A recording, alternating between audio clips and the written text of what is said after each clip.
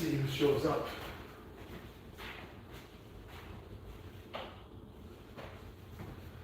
What is up, my friends? What is up? Let me put the monitor on and see if this thing's working. My internet went into crap. I had people come, and it's still not completely fixed.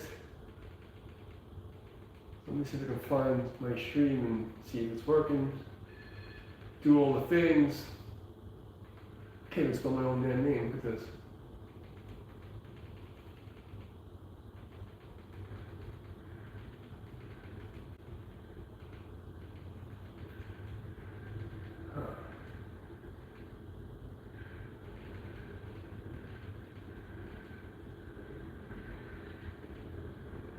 It's showing upcoming.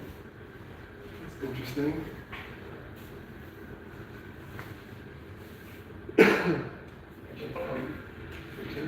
All right, we got sound. All right, cool.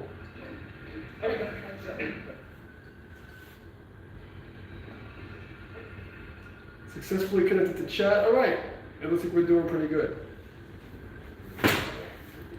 I'm supposed to have like a 1 million megabyte download when getting like nothing. So, oh, remind me later. Probably because in 216. Okay. Doing all the things. What's up, people coming in? I'm just testing the connection. Had some internet problems since I moved in. This is the first stream since the net went down, so I'm just gonna make sure everything's running. And then we'll get back to it. How's everybody doing? I'm doing well. My internet is back online in my fancy training studio. It's looking nice over here. All fancy and stuff.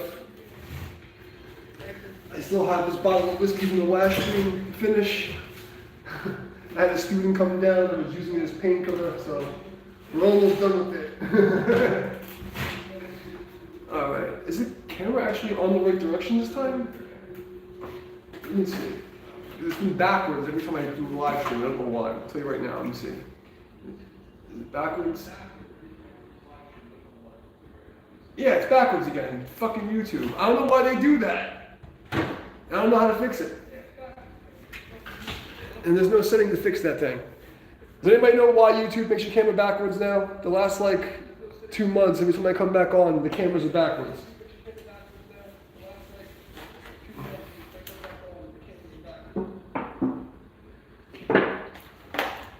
I mean, I guess it's a good thing for people who want to see demos and who want to see it the other way.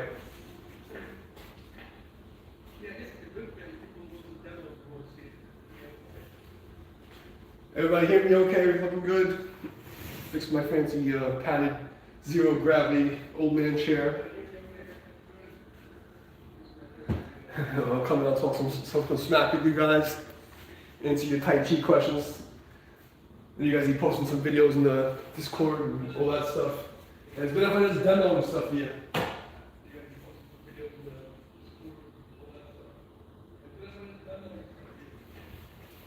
Alright, let's get this shit so started. What's going on, fellas? Alright. It is Sunday. I'm finally off. One of my students came down to train for a week. So we're doing 5 hours a day of hardcore ass whooping. The poor guy got to feel the rules, black and blues. Queens with thoughts. Alright, Queens with thoughts. That's an interesting name to unpack. What's up? What's up, EJ Tiger? I can't tell which one of you guys are trolls and which one of you guys are just weird. Salute, nice to meet you. So my internet exploded, and I just got it hooked back up, and it's still shit. So I'm gonna have to argue with those guys again. That's gonna be fun. What's up with you guys? You wanna look around my house? Well, this is the training room. You can look around, you can tour. See, that's the stream rig for when I teach classes. This is the training floor. And that's what will be my study, but it's a fucking disaster. I'll show you. Why not? I'm still unpacking. So it's a fucking disaster. That's where all my books go. Okay, it's a fucking shithole disaster. And that's the studio. And this is where the music happens. I'm not going to show you much of this, because this is for later. This is where the magic happens. So if you want to look around the house. And that's my cat's bathroom. He has his own bathroom now. And then here's my deck. Where I sit and I do my meditations and I kung fu in the morning. You know? And that's a forest back there and a train that runs through it.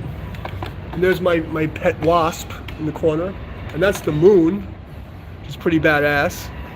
Shouldn't point the moon, it's bad luck. Right? So, there's my fancy deck. And that's the grand tour. Thank you. And that's my bedroom with the cat. It's pretty cool. You're doing all right, yeah. Better than the last place.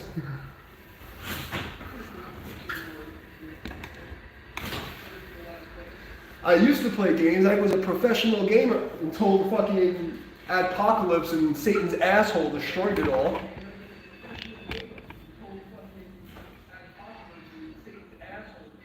I played Counter-Strike 1.3, then I started playing leagues of 1.5 through Source. I used to get paid to frickin' link for teams. So I would like go and play on, invite people's accounts and make believe I was them. And shit on people. You know, sponsored by LAN. Fortnite, no. No. Counter-Strike was my thing up until Counter-Strike Go. CSGO, and then I have a gaming channel that died because the fucking Illuminati Bukaki fucked us over. That's a whole other story. If you want to see like some crazy highlights of me shitting on people with Psyops Gaming, have fun, look at that. But yeah, so I used to game. Fortnite, I don't like third-person games, first of all, and it was too cartoony for me to look at. I couldn't be sitting looking at cartoons. What do I do in my life? I do kung fu. I do kung fu and death metal. That's been my life, you know? I usually do in my life. I wake up in the morning, and I do about 2 hours of fucking rehab training to fix my injuries because I'm all fucked up. And then I do my kung fu training, and then I teach, and then I go do a little more training, and then I eat vegetables. And then I go and I play some drums and play some guitar, and then I do a little more training. And then I'll read something or like listen to the news. Sometimes take a shit in between there. Sometimes in between that, I'll take a crap, feed my cat. That's basically my life. It's very simple. Then once in a while I get to drink some whiskey. That's my, eating vegetables, doing all kinds of like woo stuff. That's my life. It's very simple.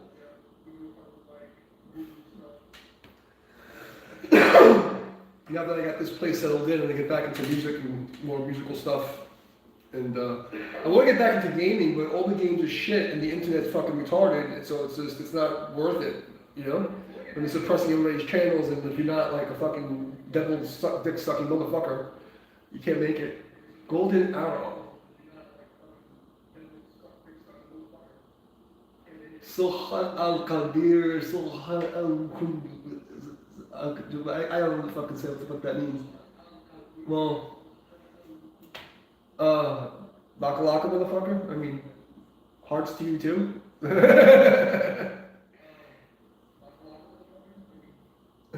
Whatever that means. You go on back. Yes. When I was younger, I did it because I had to, because I didn't want to get my ass kicked to fucking like watch my friends and family get fucked up. And then by the time I was 14, I was doing private security and doing all this kind of stuff. Kung Fu martial arts has been the basis of my entire life since I was like a little kid. And then by the time I was like 14, I was in the field professionally. By the time I was 16, I had my own school. I was teaching for 61st Precinct in Brooklyn. And then in college, I was teaching at the college. You know, so I've always had these 3 jobs running, and I've always had, if I didn't have a school or teaching at a school, I was always had some private students. So it's technically a part of my entire life. Oh yeah, that's the king. Abby, come say hi. You come? You come say hi, Abby? You should just stay like a fucking creep. Come on. You don't want to come say hi? No, he's watching. He's watching the TV actually. Fucking creeper. Maybe you can go see Abba. There he is. He's just actually staring at the TV right now. You can see the star of the show. He's the real star. And I used to do my game streams just sit on my lap the entire stream. Sometimes I would do like marathon streams, like 8 to 24 hours, and he would just be on my lap the whole time. And I'd just be wrecking people, and he'd be sleeping. He'd just be sleeping while I was beating the crap out of people. Yeah, yeah, Fortnite's kind of cool. Like, it looks cool, but it's just PUBG with better graphics. And like, you build shit. It's like fucking Minecraft PUBG in cartoon land. Yeah.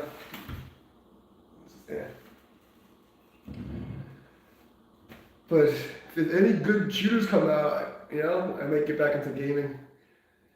That would be, but I can't right now, man. Like, my mouth, like, I was getting paid to talk so much shit. The shit that I used to talk, I would forget it. People lose their fucking mind. You gotta piss people off in the martial art, or you gotta see me playing a game. I'm bad.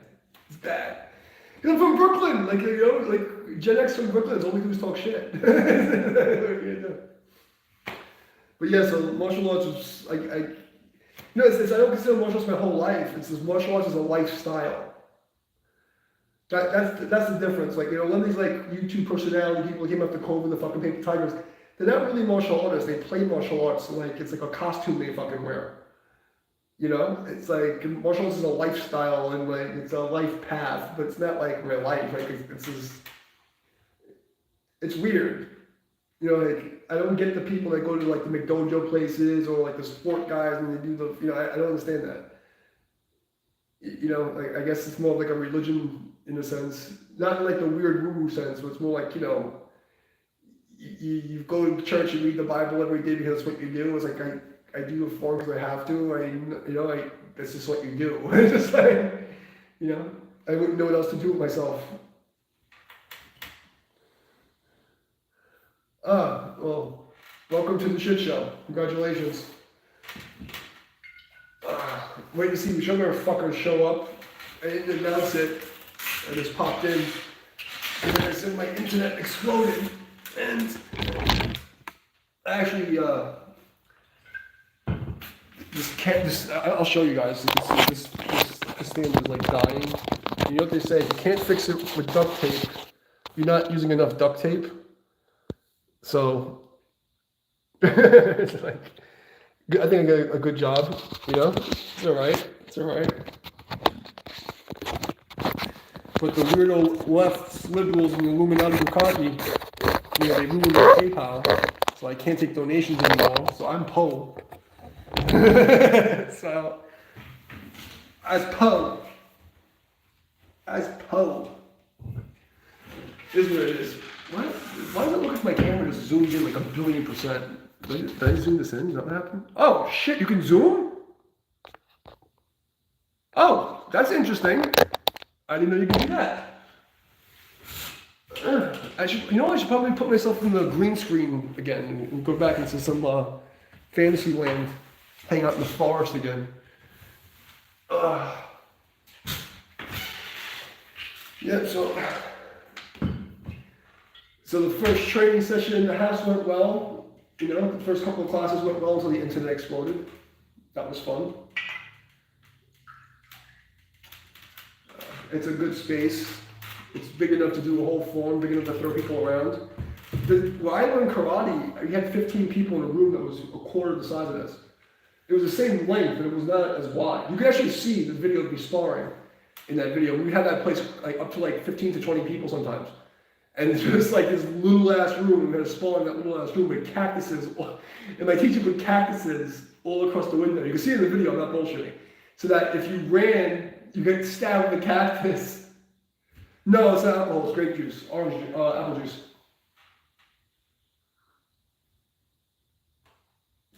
It's apple juice. It's make believe. It's an actress crop. It's just apple juice. But I like to sip it and make it look like I'm drinking, so it makes me look cool. I'm waiting to see if anybody shows up from the clique and start pestering me about some kung fu questions. I don't see anybody. I don't know how to see who's in the chat because TV doesn't let me do that. So I'm just going to randomly for a couple of minutes and see if anybody shows up. And then I'm going to go drink some more apple juice and then I'm going to go play some death metal. Because I have my studio set up, finally. That's going to be the thing. Do kung fu, play heavy metal. Rinse, repeat. That's my life. And feed the cat. Take a shit. Eat Taco Bell. You know, if you're vegetarian, Taco Bell is actually pretty good. I don't know if you guys know that. Because there are many things you can go out to eat. And like Taco Bell is like the only place I can go to eat that's safe. Everything else is like dead animals and fucking poison. How do I see who's in the damn chat here? Would I click this or something? Okay, channel activity. Huh. Let's see. Huh. All right. Interesting. Okay. I'm still figuring out how to use this. They changed it. Well, I know I don't want to stop the stream. I just want to get out of the stupid chat window thing. All right. Oh, God. Okay, I got rid of it. So I'll give a couple of minutes before I sign off. I just want to say hi to everybody. I know I'm still around and I didn't forget about them. And it was just my internets, my interwebs. Oh, man.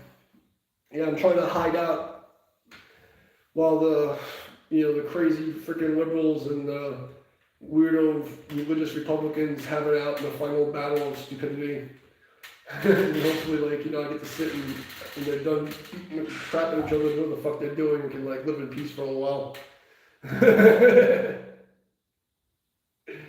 Oh my God. I saw a couple of videos on the Tai Chi they've been suggested to me, and then it's so funny because all the stuff I was ranting about in the last couple of weeks about these paper tiger guys, and they shouldn't be teaching. This is one guy, I'm not gonna say his name, but he was going against his I can touch you against a boxer thing. I was like, oh my God, you're fucking terrible, bro. Oh my God, it's so bad. Oh God, so bad. I don't know if I even want to I'm at this point where I think I've given enough free shit away to a bunch of ungrateful idiots and having them steal it and then don't give me any credit, and then I don't know if I want to help these people anymore. It's I used to like to be helpful, but motherfuckers don't deserve it. Really ungrateful assholes. Then you have all these paper tiger people, and if I start showing the real shit, that's not Tai Chi. You're too mean. Why are you so mean? Get people coming in, you're Bushido. I'm like, all right, fight me, bro. I'm like, you're supposed to be violent. Tai Chi, but you just said I'm a pussy, I'm Bushido. I'll fucking fight you. Fight me. Let's go. So I don't really like YouTube anymore. But, they've been lying, cheating, stealing. I come by because I know people mess me in the ass for me to show up, but.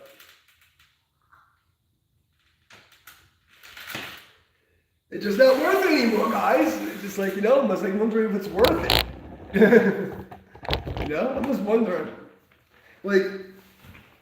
I just have a feeling, I've made a lot of predictions, and it just seems like they're going from the top down and from the bottom up at the same time. And I'm thinking it's going to come a point in a couple of months where the social media companies are going to get hammered, from both sides. And then that's when I might decide to come back and actually start doing, using my skills as a shit talker again. But the state of social media right now is so bad it's just like, it's so fake and it's so rigged and it's like everyone's cheating and robbing people. I mean, like these fucking social media companies owe me millions of dollars. Working with the government to fucking screw people like me.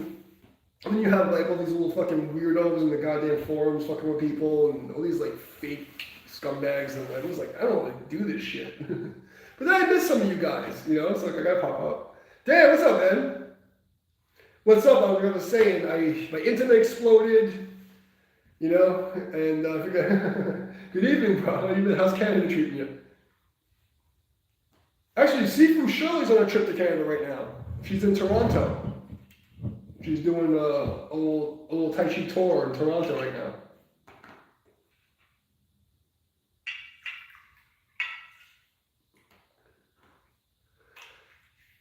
Yeah, it's Canada. Of course, it's cold there.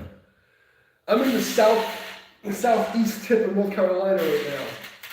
I moved 5 hours to the East Coast, and I'm gonna be in the beaches all summer. So the next level of Tai Chi United stuff is beach kung fu, man. Like all the hot girls, summertime, doing kung fu ninja shit. I'm gonna get back in shape and get diesel again. I haven't trained to work out to look anyway in a long time. So I'm thinking, I'm gonna piss off all the Tai Chi bros. I'm just gonna get fucking jacked and just piss everybody off. Well, I'm about nice company. Right now, I'm by myself in the middle of fucking nowhere. I've been by myself for 5 years. I'm a traveling, wandering monk.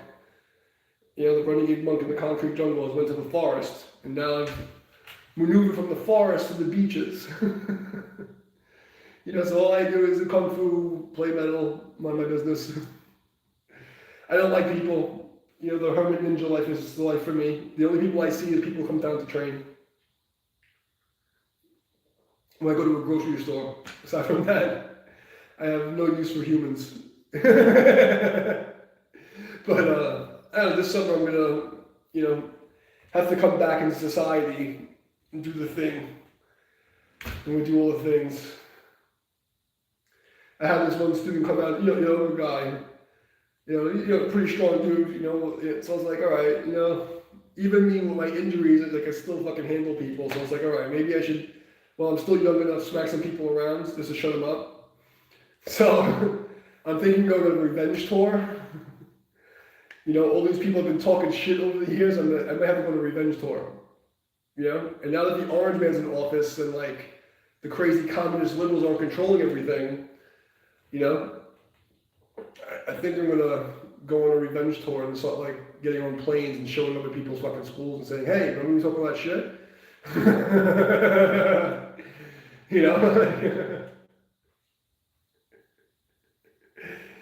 It's I have this weird dilemma where the Buddhist monk guy in me is oh, peaceful, don't seek revenge, be calm, and then the other part of me, this fucking demon, it's fuck them, make them suffer.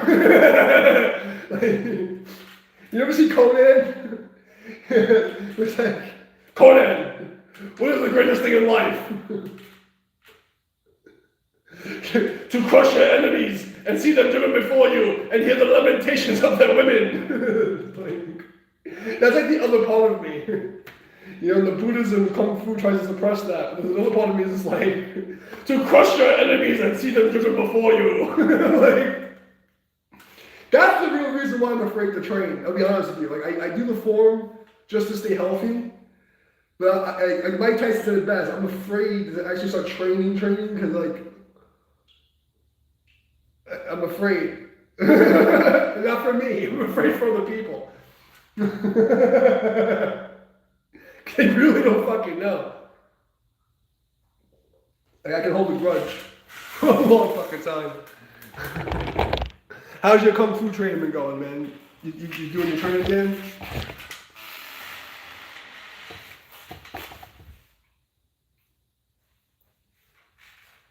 I was hoping more people would pop in, Sunday night. I started earlier than I normally do, so I don't think anybody's going to show up too quickly. By the time they show up, they'll be filled with apple juice and incoherent. Oh, you've been doing the meditation, good. Which one? The one I was talking about? Or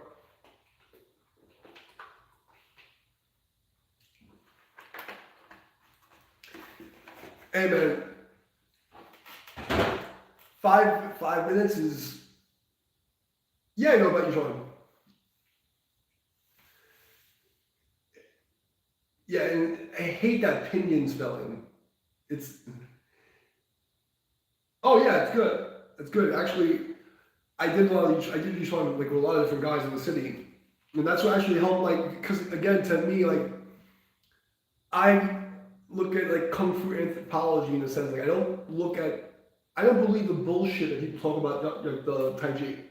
So for me, it was like, I'm going to go through all of these internal arts and figure out what actually happened to Tai Chi after they killed all the masters and then 1956 they came back. And to me, each one is just what Tai Chi is supposed to be without the Tai Chi form. You know, it's like, I think all the Yang stylists should go and like really research each one to understand what Tai Chi's power should be like when you just remove that and don't have the form. Because that's what it is. It's like Tai Chi power for dummies. And then you have the Chen Ben Ching form, which is like Tai Chi form for dummies. It's literally just Yang style Tai Chi. Yi Chuan, in my opinion, is literally just a rip-off of Yang style Tai Chi made for idiots who don't want to learn the form.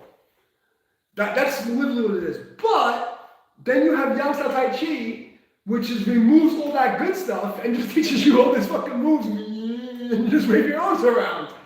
You know, so if you put them together, you have something good. You have one thing really good and one thing really stupid.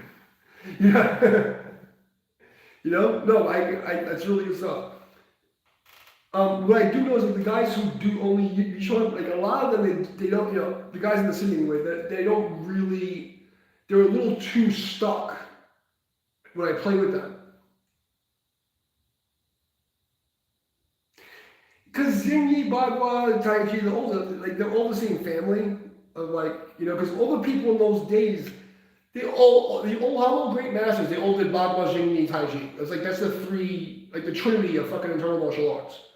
You know? So it's like, it's impossible, when you look at the lineage of it, in those days, pre-1956, you know, you have all these guys that were all doing that stuff. Well, who's the guy? Bruce Francis, or Francis, I don't know how to say his fucking name. The Energy Arts channel, Bagua, Xing Yi, fucking Tai Chi. Like, you know, it's like the thing, it's like the combination, you know? But the internal theoretical thing, it's like they're all from the same family, you know, and like they all hung out together. So, you know, like Xing Yi is like, you know, it's Tai Chi in a line. Bagua is Tai Chi in a fucking circle. Tai Chi's both Xing Yi and Bagua stoned and drunk. Well, at least Yang style anyway. Yang style's become this fucking joke. They were, you know, people know what it is. Said hi. So, I don't know, man. But I like Xing Yi, you know. But the thing with those styles, that's like Xing Yi, it's like, you know, people are like, oh, it doesn't work in the, you know. People don't train like those guys were training in those days. They don't understand. Those guys were punching stones. Like, I stopped doing the iron palm shit like a long time ago. You know what I mean? Because my hands were always fucking swollen. Like, you keep that up, and I know it's like, I was like, I don't, what do I need this shit for? But, because like the thing is this, like, you know, the amount of like fighting I'm gonna do with my old age, like okay, I break a knuckle, the guy's dead. I don't care if I break a fucking knuckle anymore. You know, like I don't care if you know, because like, you know, when you do the conditioning the right way, the back of your hand is always swollen and like this, the veins and the ligaments are covered. And, you know, like, but the thing is, when you walk around, like, I would go to, like, I'd be working, and people, you could see my hands were fucking, like, these mounds of swollen shit with concrete dust on my knuckles. It was stupid, because, like, anywhere I go, people look at me like, oh, this guy knows something. You know what I mean? And, like, you can see, like, now, like, even now, like, 20 years later of not doing, you can see my knuckles are still fucked, you know? And this is the only one that I fucked up, was this middle one. But if you don't train like that, it's not gonna work. You know, it's just dancing and like nonsense. And there's so many people generations of pussies who do these styles and never actually fought and don't understand the asocial violence. Like if you're like guys in the military understand what I'm talking about. Like when you go to like a position where you're gonna fucking kill people, you're training with this different intention. But if you're gonna train the same way they train with guns in the military and like tactics to clear rooms, you have to be training your martial art like that every single day, preparing to murder people. Otherwise, you're not doing the style. So you can't say that you're this like, oh, I'm a martial artist and I do Jing Yi and I do box. Those fucking guys pre-1956 were fucking animal murderers. Like they were just the psychopaths. So you wonder why it doesn't work, you know? You can't, of course it doesn't work. The fucking people doing these styles are pussies. They go into this style because it's soft and I don't have to hurt myself and I don't have to spar and I don't have to fight. I'm just doing it for, you know, me. So all these styles are bullshit now. And it's not the style or the art, you know? How's it go? Thank you. Oh, well, I kind of just did that, but I'll do it again. How's it going so far? My internet exploded. I just moved a million miles away. I do death metal and kung fu every single fucking day. You know, I drink apple juice once a month. Right now, I'm working on Tai Chi United, which is a joint venture with Sifu Shirley, where it used to be Aping Tai Chi. We're going to bring my family's dragon-style Tai Chi form to the public, as well as do some corrections for like the major martial arts stuff and physical therapy type of stuff. You can check out Tai Chi United on YouTube. That's what I'm doing. You have a question related to conditioning. What do you think about people changing a lot of the fist eye jabs with Kathmandu?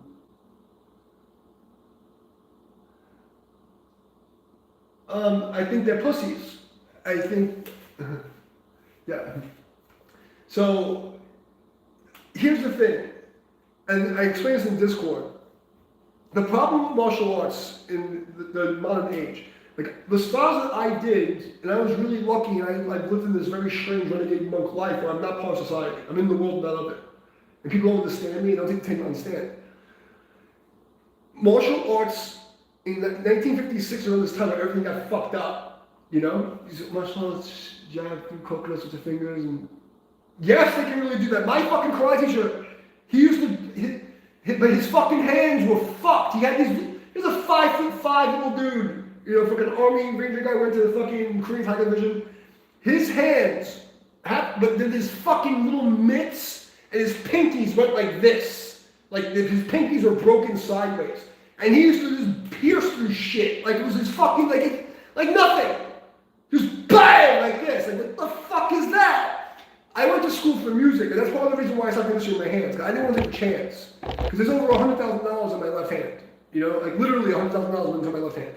You know, it took me a long time to pay that fucking thing off because my family fucked me. But that's a whole other story. But my point is, let's go back to the first part of the question. These people, in 1956, before then, between like the 30s and the 56, right? The communist nations were killing the masters, right? And the governments in the world, they were trying to reduce the power of the martial arts because in America, you have these guys coming back from the Korean War and from like the other fucking wars, and they met these Japanese, so they were bringing back like hardcore karate, like the Buddha karate shit. These are guys who were fucking killing bulls with their bare hands. And they're bringing that back to the States, those places. So there was a conspiracy to make the martial arts weaker for people, you know? China killed all their masters and then exiled the rest of them, right? Korea did a very similar thing. Right when the name Taekwondo came to take, part of it was to make it a sport, but part of it was to make it less effective. Because the Taekwondo that I learned is Taekwondo, but the original Taekwondo, not the shit that they have now, which is still better than everything else. Taekwondo now is still better than everything else, but now it's shit. But it's better shit than the rest of the shit. You understand, like there's 4 or 5 generations back already of people who weren't in a war, who never fought in the streets like I did, who fucking didn't live in a shithole, never tested, like, you know, like the Japanese who test their swords on humans, they never tested their kung fu on real people in real life. They don't know. So then they have 3 generations of fucking masters who never actually fought, who pontificate, you know, about what can, like, oh, I can change it like this, and I can do this, and I can do that, or this one fucking Tai Chi guy I saw in this video is terrible. Can Tai Chi beat a boxer? I'm like, dude. And most of it was just like, no, motherfucker, put on fucking headgear, let him punch you in the fucking face. Show people how it's done. You know, it's like, fucking, I can't. But they change techniques, and it's like theoretical mathematics, for instance. Like you have fucking people say gravity, and gravity doesn't exist. Gravity is not a fucking proof of laws. It's faith-based fucking science. It's like, it's no better than Christians, Muslims, or Jews. You're talking to fucking Santa Claus. Okay, you can't prove it. It's just fucking Santa Claus bullshit. Most of the martial arts right now that call traditional is people that fucking go to some like little cult dojo thing, or they're online their fucking keyboards, they wear a uniform for 3 hours a week, they do some dance, and they think they're fucking martial arts, and they're delusional. So I think it's terrible that even for historical reference and just to honor our ancestors, the people who died in wars, so that we can be in this fucking country, and you know, in every country, and fucking like live like half normal, we're not speaking German or Mandarin. You want to keep these techniques up the way it was done. You know, it's like, that's what I tried to do, is out of respect, at least. But these people are pussies, you know, so and the thing is also, a lot of it's lost. That's part of the reason why I stopped the iron palm training, is like, I couldn't get the jowl, the outlet anymore, and I couldn't so it's like, if you don't do it right, you're going to fuck yourself up. But the real reason I stopped doing it is I don't need that. Like, you know, it's like, you know, I have enough conditioning. If I bust a knuckle in a fucking, like, I'm gonna fucking kill this dude. I'm gonna fucking kill him. Like, I don't care if my knuckle breaks. I've already broke my knuckle 5 times. Who gives a shit? You know, if I hit somebody with a fucking palm, or get blood blisters, who gives a shit? I don't need to get this shit anymore.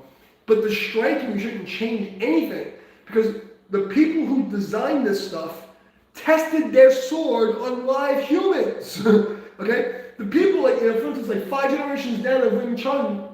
These people never fought and killed people with it. Like, my master was in Vietnam killing people with his bare fucking hands. He knew what worked and what didn't. You know, the old Budo karate guys from like the 30s and shit, they were killing people. And then you have these fucking rejects that are like, oh, I know, but I'm gonna make it faster. I'm gonna make it more powerful. Like, you're not. Like, you know, yeah, it looks good in a fucking movie and it looks good in a ring, but it's not as effective. You know, because you're not in a group of people who have nothing but, you know, experience fucking murdering people with this shit. Who the fuck are we to change that?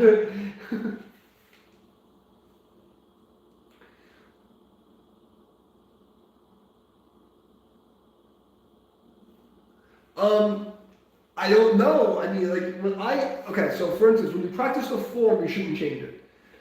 You know, I don't think so, no. I mean, I still do all the spear fingers. In fact, my Tai Chi had, like, even because, okay, I started with Rhythm Transform, then I mentioned form, then I did, you know, like, I did Wu style, I did Sun style, I did fucking, you know, I did all, like, 15 different fucking styles of Tai Chi that I practiced. You know, I learned a little bit of Chen style, you know, and then you know, my Dragon style form that I do. But all of them start, it's all eye gouges. Everything in Tai Chi is an eye gouge. Like, literally everything. Literally everything. First move in the form, every single fucking form is a combative fence, it's an eye gouge.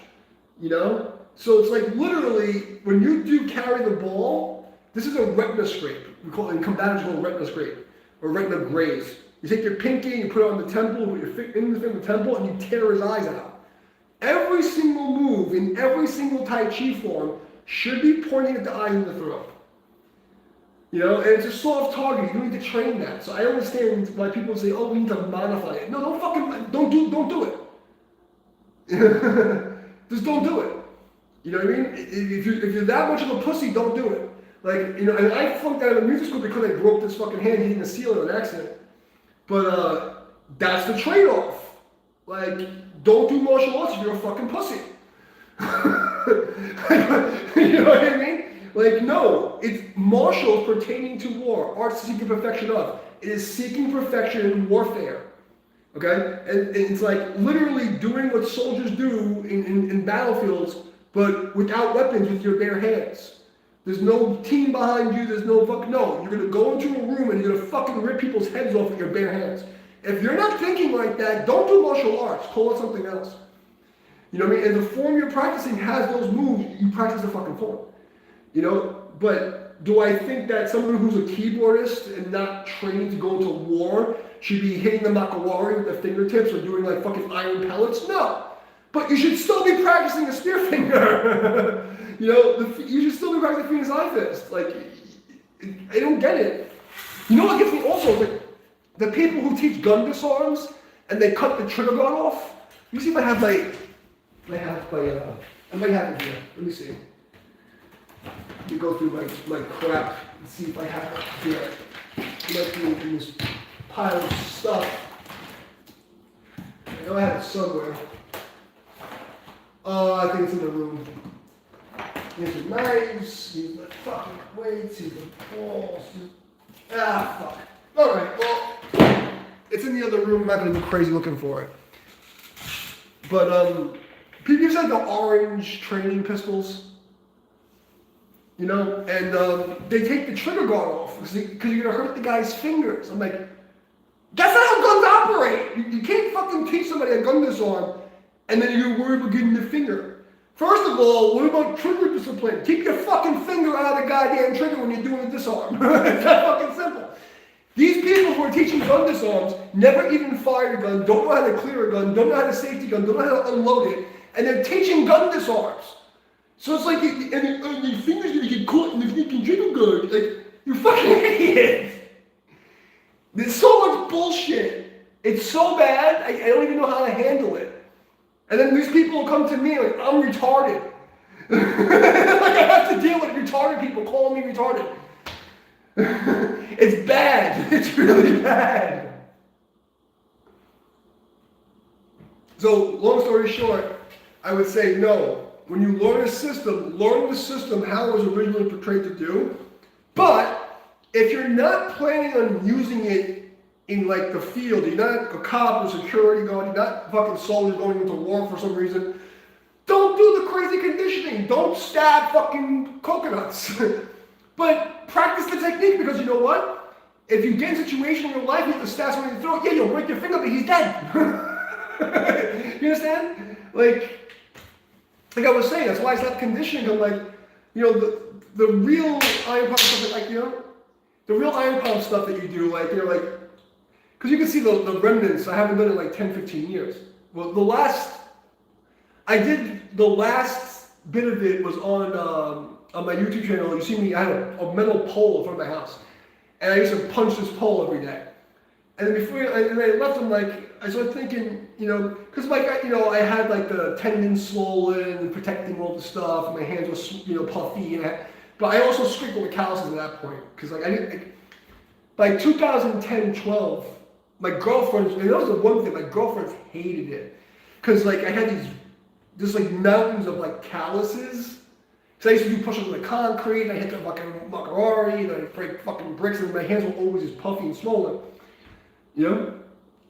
Yeah, practice it in the air, but if you're not like planning on using it, like you're not like someone who's going to fight all the time, you don't need to do the conditioning.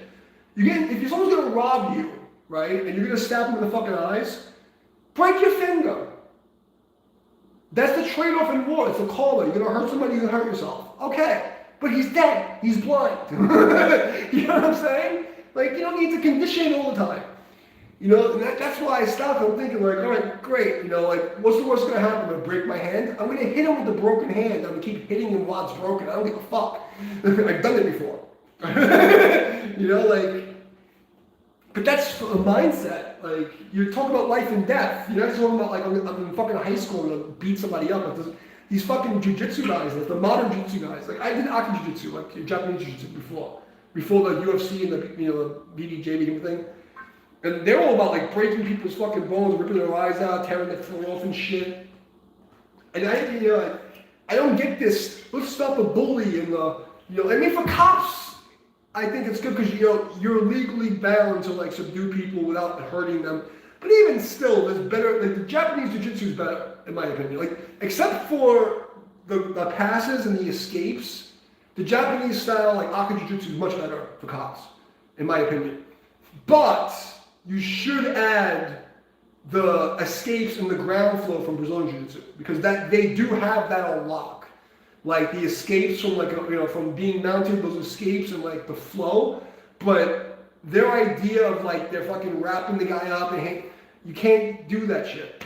But if you're not one of those guys, just fucking Hulk smash. Hulk smash. You know, as a civilian, I don't have and especially in the state that I'm in, I don't have a duty to retreat. I don't have a duty to, no, I'm gonna fucking smash you. That's why I left New York, okay? Because if anyone comes over to me over here, I'm gonna fucking smash them. And I'm legally allowed to do that. I'm allowed to defend myself here. You know? That's why I love North Carolina. I don't start nothing, you know, don't start, it won't be nothing, but you start, I'm gonna finish it, and it's gonna be fun.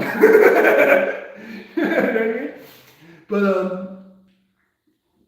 But yeah, this the whole point is like train has the style, tells you to train, but be realistic on what your use case is. If you're not going to fucking Iraq and thinking about like ripping some Haji face off, do you need to be punching metal beads all day? No, it's ego. You know what I mean? Like you're gonna stab somebody in the throat. Everybody's still soft. Okay, you tear a tendon in your finger. Okay, you just fucking kill somebody. You tear a tendon. You pussy. It's like, you know, it's a trade-off. There's one guy who's really good, fuck's his name? The monkey Tai Chi guy. He's like, you know, similar to me in a sense. He did karate, he did like, you know, but he took that conditioning and he went all the way with that shit. And he knows the real old school way. Check his channel out.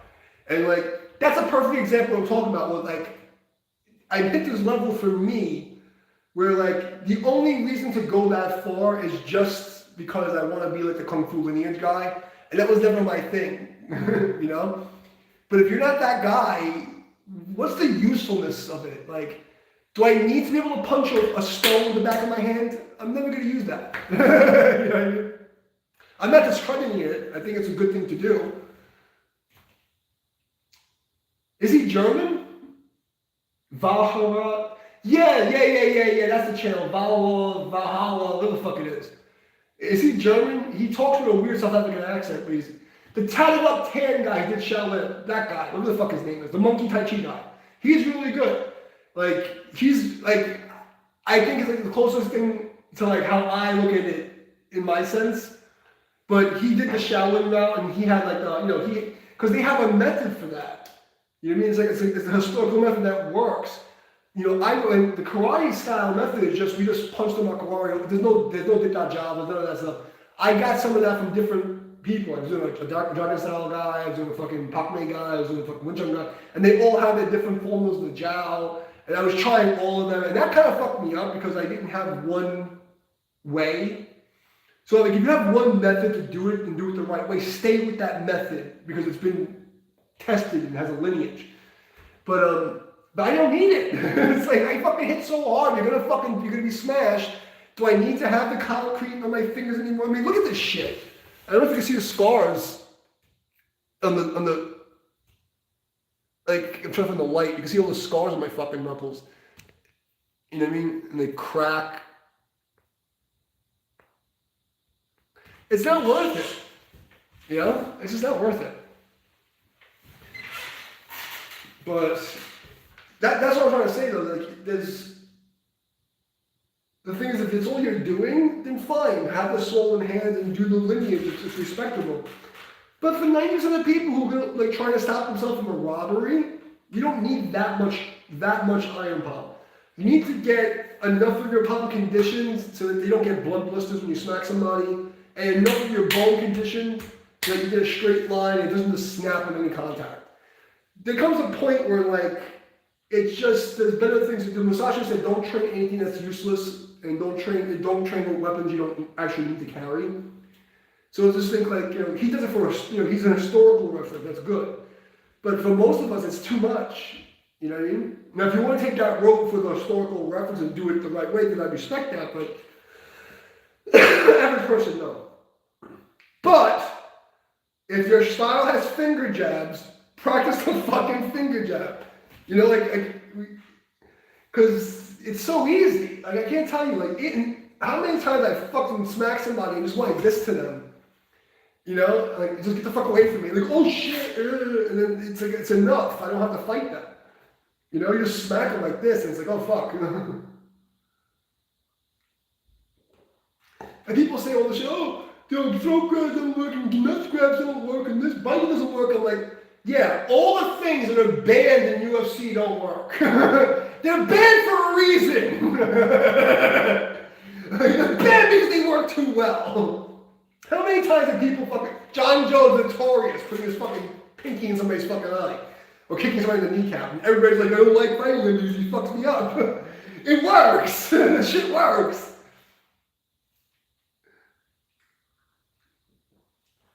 You know, like usually you're doing Jin-Yi and Yichuan, and the thing I don't like about Yichuan and even the modern Yang style stylists is that they don't fight, and they haven't trained with people who've been in a lot of life and death situations that actually saw people die in the street when you're fighting with your hands. And you don't realize how important the geometry is and why the old masters trained the geometry so long. Yes, I do to select students. You gotta go through Tai Chi United. Sifu Shirley handles that. It's $250 an hour. And but I only take advanced students. So if you haven't trained before, I'm not the guy to go to. Go through all her seminar courses first. And I only take advanced people. And then for my private students, I only take people who train in another style for at least 2 years. You know what I mean? But if you're looking for lessons like that, go Tai Chi United, Sifu. Hey, what's up, man? Oh, I haven't seen you in a minute. But at the Tai Chi United YouTube channel. So go to her, right? Sign up for the workshops or the online classes, get the basics down. Depending on what you want to learn. I have 7 workshops up already. So if you do Tai Chi, I don't take anybody who hasn't watched all the workshops yet.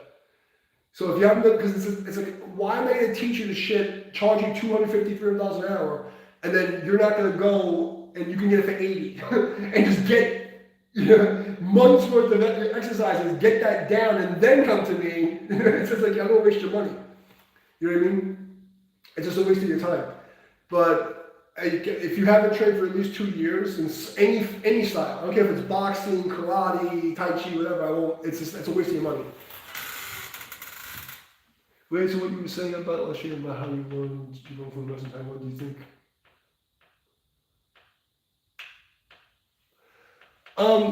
Taiwan, yeah, but I don't think you need to go to Taiwan to learn Qigong. I just happen to have a master from Taiwan that taught me Qigong and Buddhism. When I took the refuge and went the whole monk path, that's who I found, who God sent to me. But it doesn't matter who or where, it's the fact that you have to follow your intuition. When you're ready, they appear. It's very strange. You know? You have a question about posture. I have a mission in Kung Fu, mostly training. Okay, so you train in Kung Fu, Muay Thai, and boxing. Okay, good. So I did boxing, I did Muay Thai, I did all that stuff. I understand. Good. So you actually, you're somebody who actually knows about hitting things.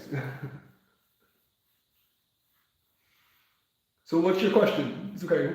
That's why we're here.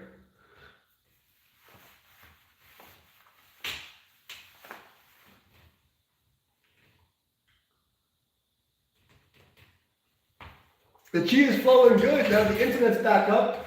The new training room's doing good.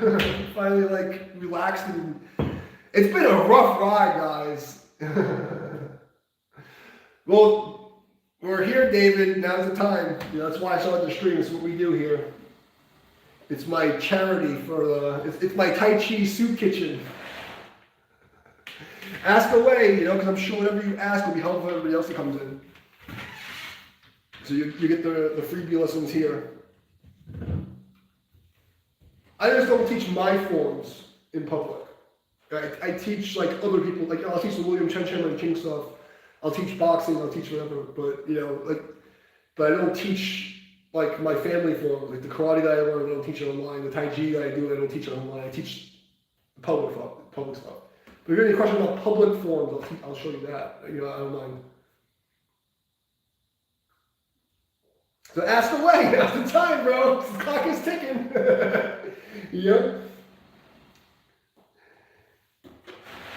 But in the meantime, talking to Dan about that, if you're doing the Yichuan, I think is the best. And if I can find, I'll see if I can find it. There's some really good older videos. The older stuff is where the good stuff is. A lot of this stuff that's come in the last 5 years is regurgitated social media influencers that are copying other people's copies of copies, and it's just like the surface level bullshit, and it's not good. You gotta really try to find the older videos. When it comes to pole shaking with a staff,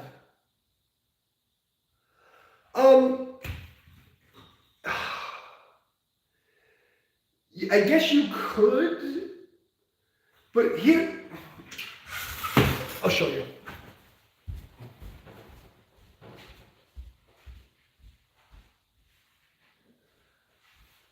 So I don't know how many people actually still teach this stuff. It depends on which school of the pole shaking, but the reason why you want to have at least a long pole, Najin,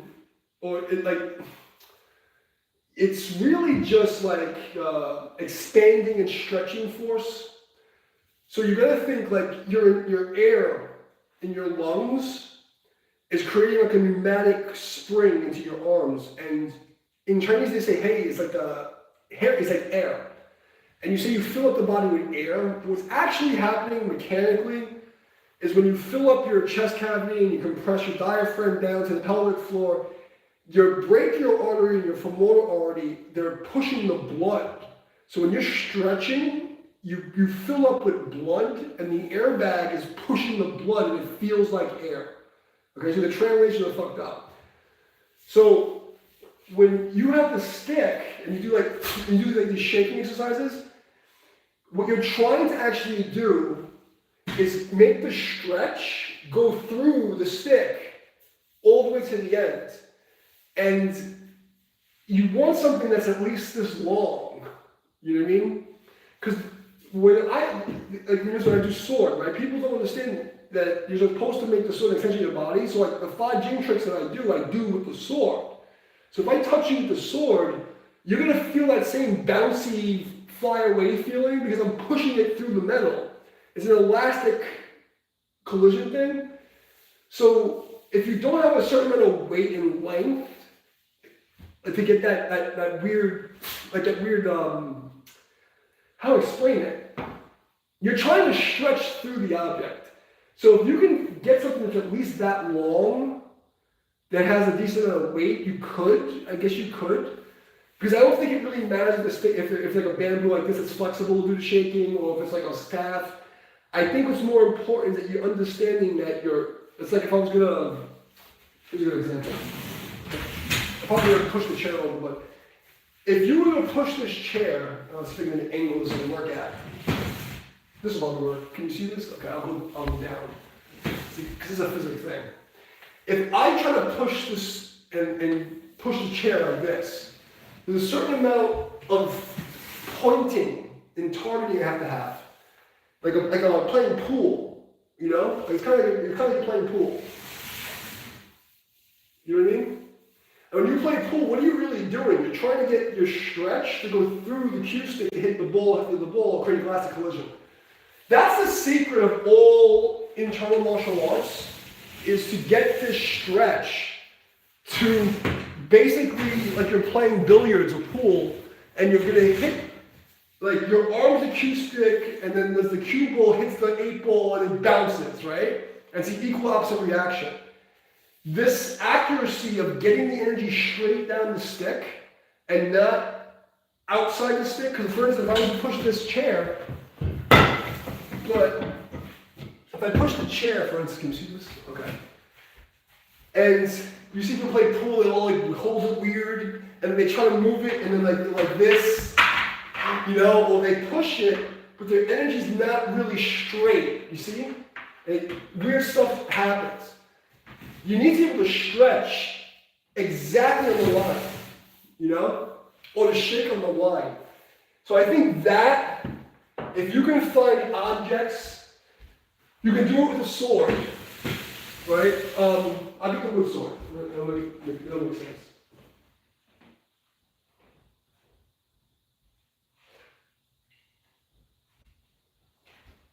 So, I can take the sword and just touch it and push it, right? And do that.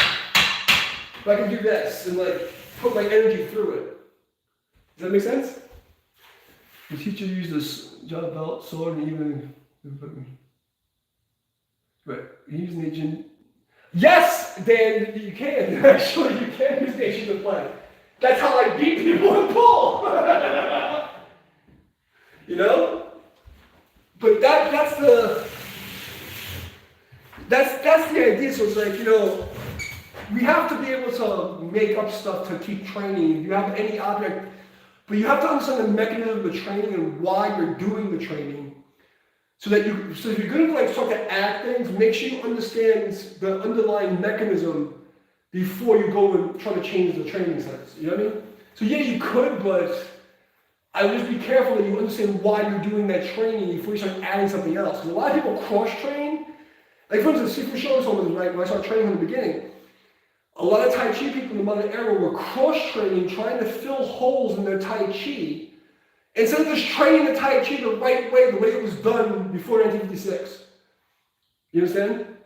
And when I started teaching her those things, but then when you understand that principle, then I show her like physical therapy things and like, you know, other kinds of rehab stuff that have the same theory. And then it makes sense. But if you don't understand the principle, you shouldn't be changing things. Just stick with the fucking, stick with the thing. If your master does a certain way, just stick with his thing until you really understand why that thing is doing it. Then if you understand the mechanism, I can use a fucking jalapeno or something, you know? It doesn't make a difference. You can use a pool stick. You know, because if you don't have a staff, make something up. You know what I mean? But the problem is a lot of people, they don't know why they're doing the thing, and the master doesn't explain it. So they just like, they start making, and this is why martial arts are so bad, because people think they know and they don't. Seriously, there was an old Chinese guy, what the fuck was his name? 10, 15 years ago, he was doing like, oh, I can push the chi through the jalapeno. It's not the chi. Like all these fucking idiots with the fascia people and then the chi people. Now there is the chi thing. I'm not saying that's not real. I'm saying that a lot of the woo stuff that you see me do and other people do is not chi. You know what I'm saying? It's a pneumatic spring or it's elastic collision based off of a tendon expansion. It's a physics strip based off of like angles and stretching your tendons. It has nothing to do with fascia, it has nothing to do with chi. The chi shit is real, but it's separate. When you take a jalapeno, we'll do the example right now, because I have jalapenos here. Let's take a jalapeno. Perfect example, right? Let's see if we can use the chi to move the chair with the jalapeno. Ooh, the chi. I'm using my fascia. Look, all my fascia. Okay?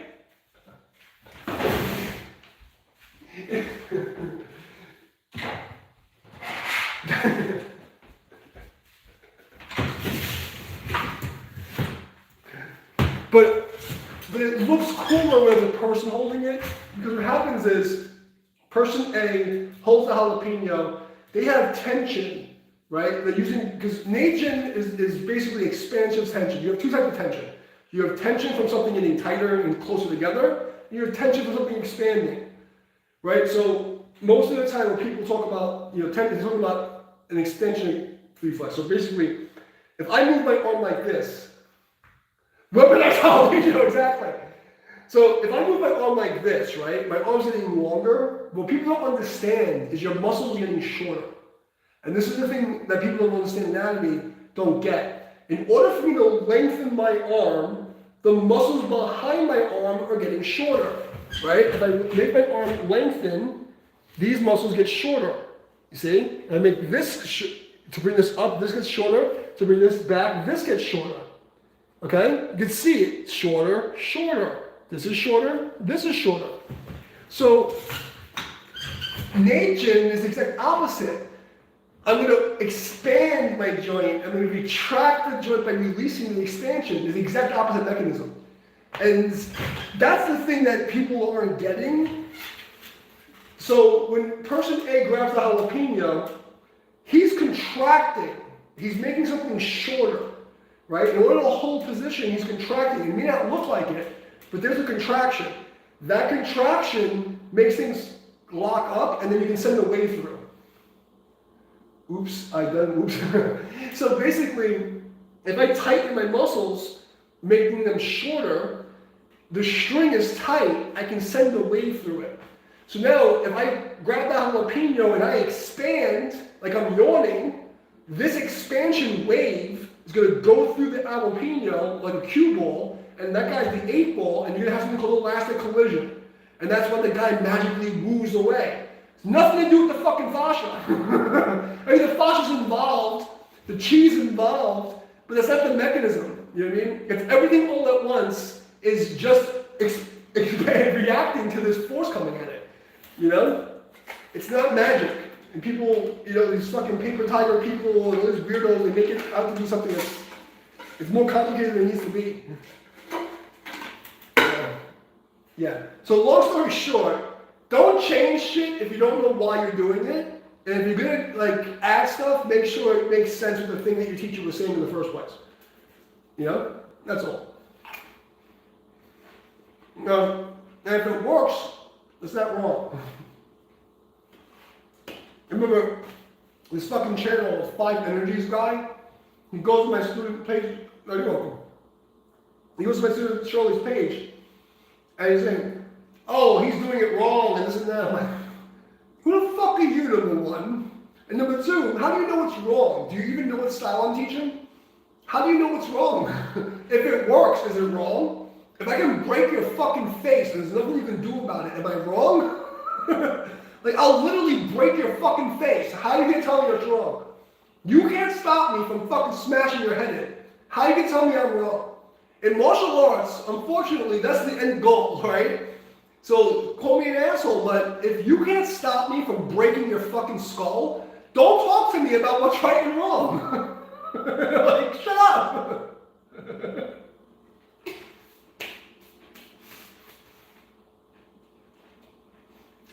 Oh man. So, I'm a little feisty right now, you know? I'm a little upset to save the world. And I hold grudges, which I shouldn't do. It's not very Buddhist of me.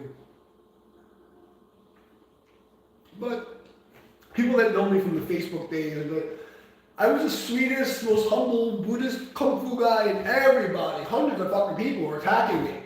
And I was just being nice. And it's like, you know what? I don't want to do it anymore. Now I don't want to be nice. Now I want to be an asshole. Now my teenager is coming out, and I'm going to show you, you know, like, you want to make me the bad guy, I'll be a villain. I can be the villain much better than you can. So it's unfortunate, but they won't let me be nice. And now I don't like anybody anymore. But yeah, so I don't think any training is wrong if it works. You know what I mean? And if something doesn't work, you need to fix it. That's why people don't like me, you know? It's like, I think I pissed somebody off in the Fa Jing group, like, 10 years ago or something, by saying like, hey, you know, you're complaining you can't fight, but I fixed it here, and they're like, oh, not Tai Chi, you're evil. Fucking idiots.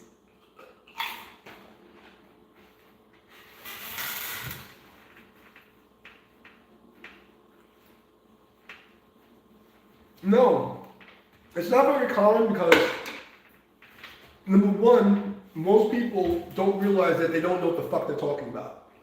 The other half never actually been in a fight, and you have this social contract in Chinese martial arts where it's like, we don't challenge the master, we don't blah, blah, blah, blah.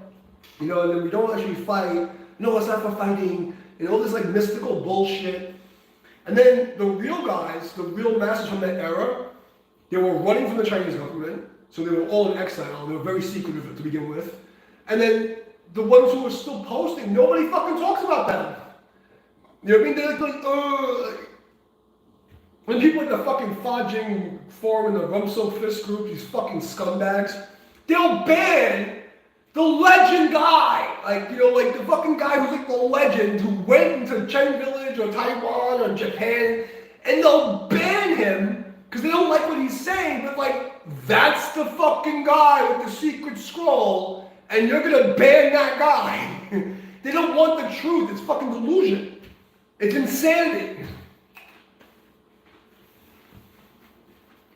And it's true. It's very hard to find. I was just very lucky. Because I went, looking for them, and I found them all. But you have to, on the internet, you gotta look at the adpocalypse. What was this, 2014 or 16 or something? I don't know what year it was. What fucking year was it? 16, 17? In the gaming community, there was a moment where this gamer called Ninja, Shroud, and Dr. Disrespect, these three, the moment they started, it was on the same 3-month era. This guy Ninja went all on TV on ABC News. It was the Apocalypse on YouTube, and then those 3 guys came out. And that was the death of YouTube. So you're never gonna find the real shit. If you go to my suggested channels list, look at Master Benjamin Wu, okay? He's like a legend in New York City, okay? Super sweet guy, technically perfect in Wu style. Everybody loves this guy. Can't find his shit.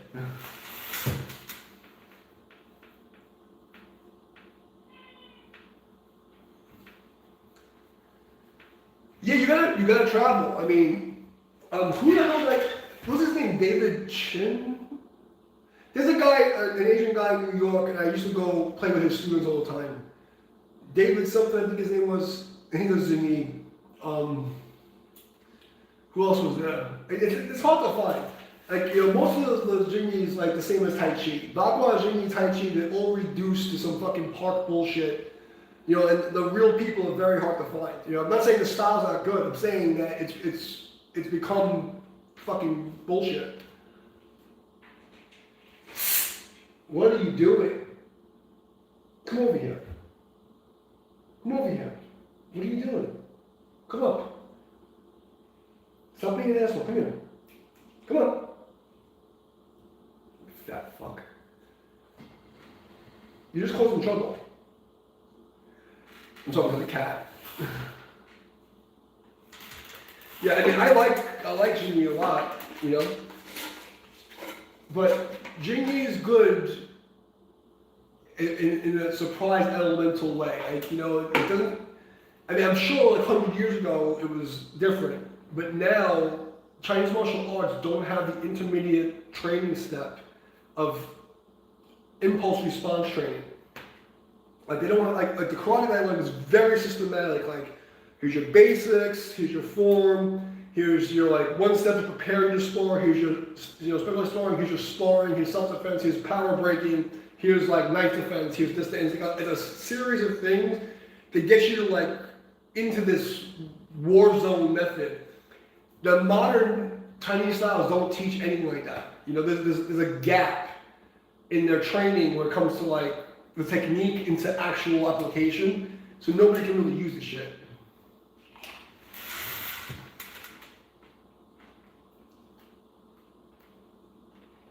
I know what you're talking about. Little hay, hot flower, whatever the fuck. I know what you're talking about. You think it would be worth it to travel as I was in before?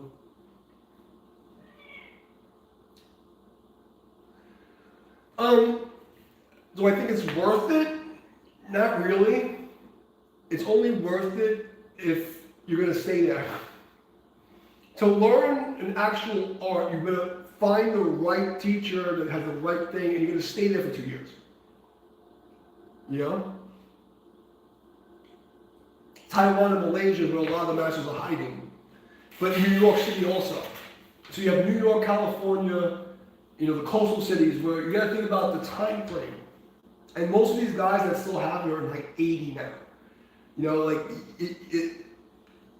If they're not over 70, it's very questionable. And there's very few, because my generation, they weren't gonna train like I did. I'm gonna tell you something, I trained my fucking ass off.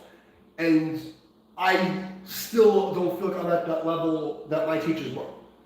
Maybe I have some imposter syndrome or something, I don't fucking know, but I don't feel like I'm as nasty as they were. That generation from Korean War era, they were nuts. They were fucking nuts. And it's very hard to find a guy who's really legit and then to get them to train you and to stay there for at least 2 years. and really do the thing. Because otherwise, what's the fucking point? It's martial arts tourism. I wouldn't, you know? And a lot of the guys who are here need to find the right one. And the thing is, are you going to dedicate at least 2 to 5 years and make it your life? You go to work and you train, and there's nothing else. That's what people understand about me. Like literally, my life, it was a lifestyle. It's not like a hobby. When I was training as a kid, this is my lifestyle. Like, training is like, it's a lifestyle. It's not like it's not something you do on the side. It's like literally what you do. Okay, so it's funny, you're the second person that brought him up. I hope I have it. I'm pretty sure I added him to my suggested channels list because he reminds me of my teachers. And I don't think he's cranky. I think that, because my teachers were exactly the same way. When he's from a generation, you guys are pussies. Like, I'm like this weird generation between X and millennial thing. I'm like a generation X, but I'm like a millennial. And I trained with guys that were, I love that kind of stuff. I only saw like 5 videos from his channel, and I put him on my suggested channel list. Welcome back, buddy. So I thought this stuff was awesome. I only saw 5 of his videos because people sent me to him like a year or 2 ago, and I saw a couple of his clips, and I was like, oh, I love this motherfucker, because like he was like, I fucking kill you, like we kill you, we kill you. Like yes. That's the color I'm talking about. Because those are the people I trained with as a kid, like I understand him. I know why he's cranky, because you all are the fucking pussies. You don't want to train, you don't want to listen, you don't have the respect, It's like even the fact that this guy is like fucking 70 years old and spent his entire life learning for his crazy masters. You meet this guy, it's like, yes, you fool. You guys don't understand. I was trying to explain this to Don. You don't know what the level of disrespect, because you're so outside the loop of how the traditions are. He's not cranky. Everybody around is a fucking idiot. Because I understand George Zhu. I never met him, but I understand him. And I only seen 5 of his videos. What's his channel's name? Does anybody know his channel's name? I'm pretty sure I added it to my suggested channels list. Because I from what I saw immediately, I'm like, I know he's legit. I just know that kind of guy. Like I don't. But that Master George Zhu in my book is A-okay. Like I don't see that as cranky. Yeah, Golden Gate something. Okay, I'm pretty sure it's in my suggested channel list. If it's not there, I'm gonna put it there. Yes. It should be in my suggested channels. Don't go to the bottom part. Go to the... Yeah, if you go to my... it says like channels on the YouTube page? Because I have like 100 fucking channels there, like 50, and it only shows 8. But if you click on view all, he should be there. And if he's not there, let me know, because I'm going to put it there, because I have my intention to put him there. Because his shit was awesome. I saw him beat up this white boy, and it was amazing. I'm like, yes, that's what I'm talking about. That's the thing. Tear his fucking eyes out, kick him in the ball, break him. We're breaking him.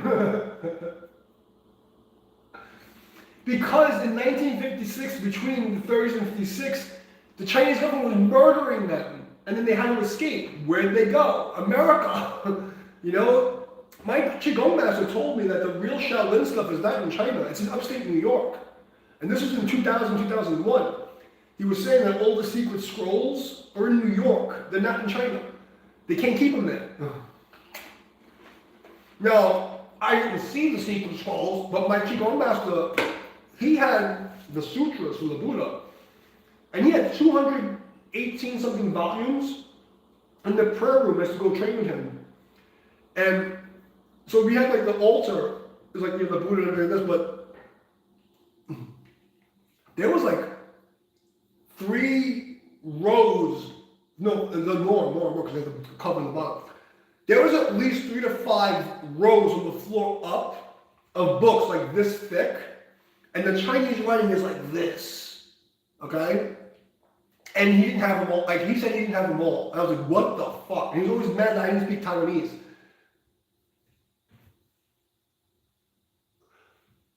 Wait, Neil Rossick, is that the drunken style guy? Ripsky. Yes. I used to be friends with him on Facebook. He's cool. He does that drunken style shit. I didn't know you trained with him. Yeah, I got banned on Facebook the day before the 2020 elections when I got banned from everything. So I haven't seen anybody that long. Alpha, get out of the cabinet. Enough of your shit. So, but he was cool. We were like Facebook friends for a while, and I haven't seen him since I got banned from everything. Actually, no, I was on Instagram. I got banned 2 years ago. I had my Instagram account. Because I'm not communist and liberal enough. So, because I'm not a fucking cocksucker communist, they can destroy my life and nobody cares. So.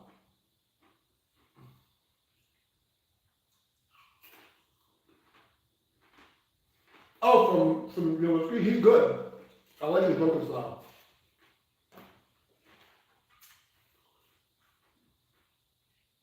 Well, he was good. I don't fucking know the guy. I haven't seen him in 5 years, you know. But I remember his form was really good. You think like the drunken style stuff? But I see a lot of drunken style coming up. You know, his form was very good. It wasn't like the flowery woo-shoo bullshit.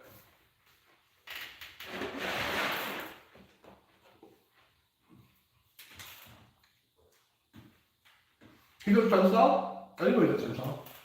I actually never had him from the drunken style stuff. That was his thing, at least when I knew him. I don't know anything about his Chen style.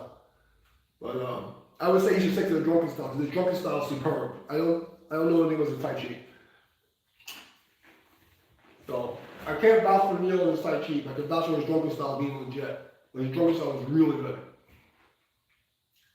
Oh yeah? How was he?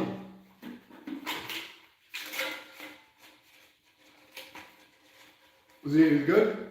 I mean, his form looked really good. So, I would expect him to be pretty decent.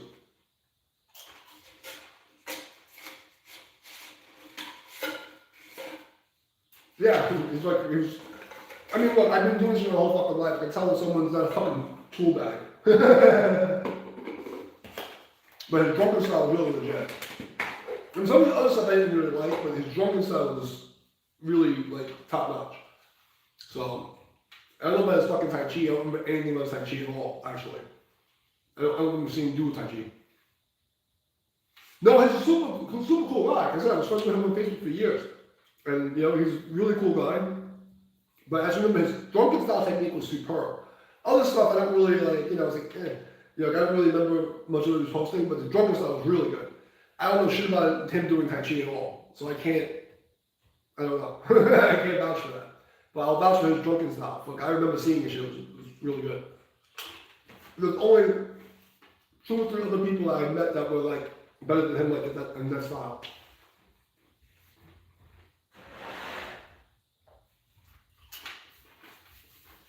But he was like a really nice guy. So, if I see him, send him my regards. He remembers me. I'm humble also. I'm just an asshole. And people mistake me being an asshole from Brooklyn as not being humble. If I wasn't humble, people would be in a lot of trouble. You'll be in a lot of fucking trouble. Oh.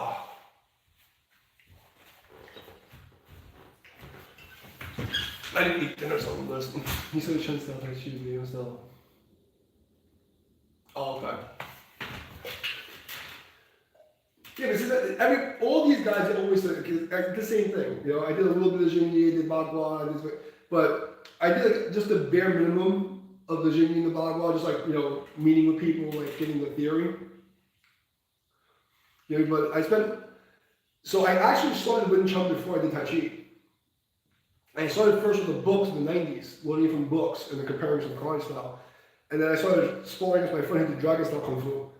And that's when I started like mixing all that stuff together. It was like 96 or something.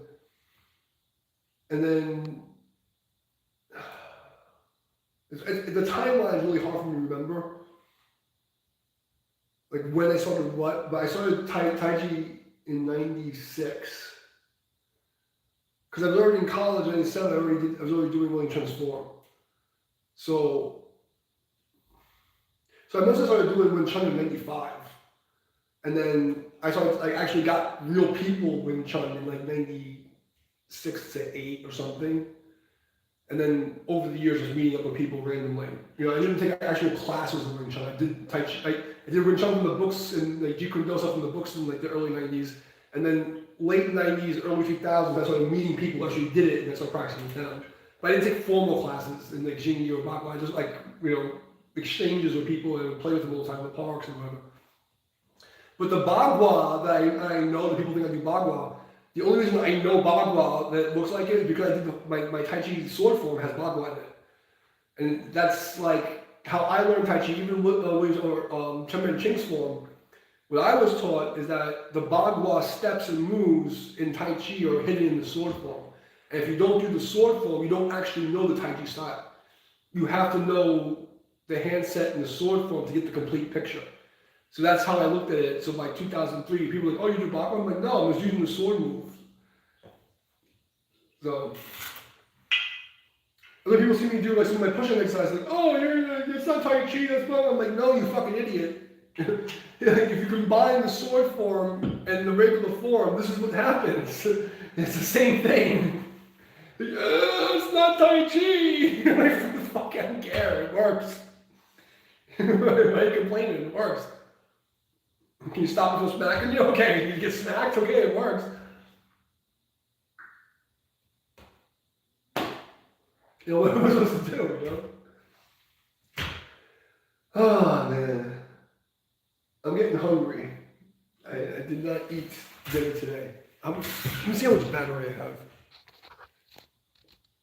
Okay, I'm still doing good. I can hang out for a bit. All right. Oh yeah, there's definitely hidden info in the form. A lot of hidden info in the form. Most people, even the Chenmen Ching guys, there's good guys who are really good from like other places, you know, and they know the actual applications of the form, but they don't know the applications of the form. There's so many other applications that they don't know. And these are like the guys who are really on top of the game, and there's so much shit they don't know. There's things that are like completely missing, like of like what the sword hand does, and like where you hit with it, and like the dim knock points, and all this other weird fucking freaky shit that happens. There's so much people that don't know, because like my thing was I didn't give a fuck. I don't care about your lineage, right? Because I have my karate lineage to be like, okay, this is my lineage. When I learned Tai Chi, once I figured out that the William Chen form wasn't the real Tai Chi form, it was like 1998 or 9, I guess. I was pissed. You know, by 2000, I was already like, I want the fucking whole. Now I'm pissed. And now I have to find out the whole thing. And there was a torrent. I got a torrent video, and then it was like either 56.com or Yoku, whatever the fuck. So between 2000 and 2003 to no, it had to be earlier than that. Because by 2003, I was already doing all the Fa Jing stuff. I already had the fucking Moon Goddess boxing thing. And it was like, fuck, man. I torrented something in like 99, 2000 that showed me like the old master doing the Fa Jing stuff. I'm like, what is this bullshit? And that's why I was on a fucking mission. I was pissed. I spent all this fucking time doing William Chen's form, and it wasn't the real thing. You know, like, not to say it wasn't the real thing. It wasn't the whole thing. And I didn't know that. I was so mad. So I was pissed, man. I was like, fuck, I gotta fucking find out how is that guy doing that? You know, why did I learn that shit? I was mad, man. Because imagine me 20-something years old, doing my whole life. I think I know, I got the thing of practicing. I'm like, you read this old motherfucking shit, you motherfucker? So I just stole from people. And I would just go to every meetup, any mass, any school, anybody who wanted to fight me, anybody who wanted to spar me, I didn't give a fuck who it was. And I was just stealing shit. I was just stealing shit like a motherfucker. You know, every video, every book, like, you know, like literally, I have 300 fucking books left from my collection. I have over 1,000 books of like, what's my autism? You know what I mean? Like, I hated television, I hated people, I just wanted to know the thing. like, you're not gonna steal the thing from me, I'm gonna find out, you motherfucker. And that was just my mission, you know? And I was fucking pissed. You know? And I'm not trying to diss William Chen's style, because like, that was my main system, the base of my everything was William Chen's boxing style. But once I figured out that that wasn't like the whole picture, I was so mad. You fucking scumbags, this isn't even the real shit, this is the retard version. Because the Chen Man Ching, like, you know, he did a great thing and a really terrible thing. Right? He made the remedial Tai Chi form. And then people made this cult thing like it's the fucking best thing ever, and they forgot the point that it's a simplified version. It's 24 form with better technique. It's bullshit. It's made for you to like, you know, get you involved and like get people who can barely walk healthy and people who are like athletes interested. I would love to meet George too, man. That guy, that's like grandpa to me. I would love to go dim sum and fucking Yum Ta or Jim Gordon. Like that would be my grandpa. George Shue was like the only guy who understand me. like I would say, like, I understand him. I know why he's grumpy. And he would be my grandpa. Like people say he's grumpy. I don't think he's grumpy. I think you guys are just assholes and you don't understand why he's upset because you guys are fucking retarded. You know, but he says he's in San Francisco. I would love to go meet him, but he's still alive. Like, where is he? Because I would love to go see that guy.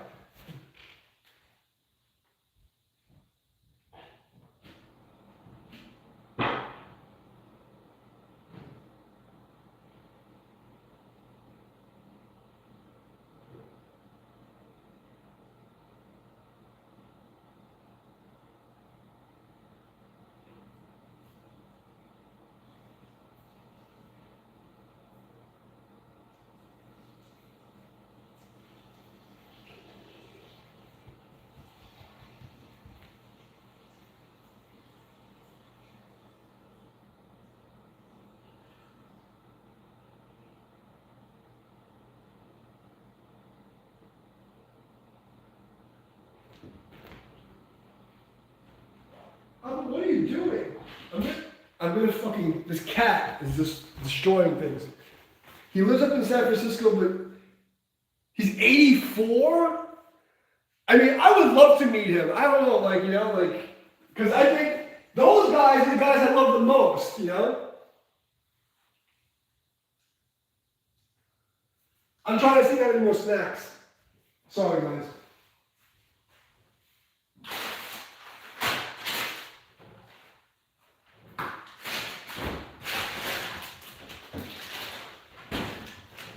So yeah, like,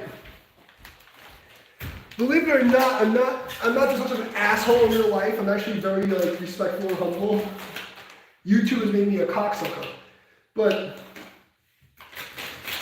like when I was in New York, when I wasn't working, the only place I went was Chinatown to hang out with the old dudes. Because it's the only guys who understand me. Like that's why I can be peaceful and be the, like, you know, like I understand them. Like he's pissed off because like the old masters told me, you know,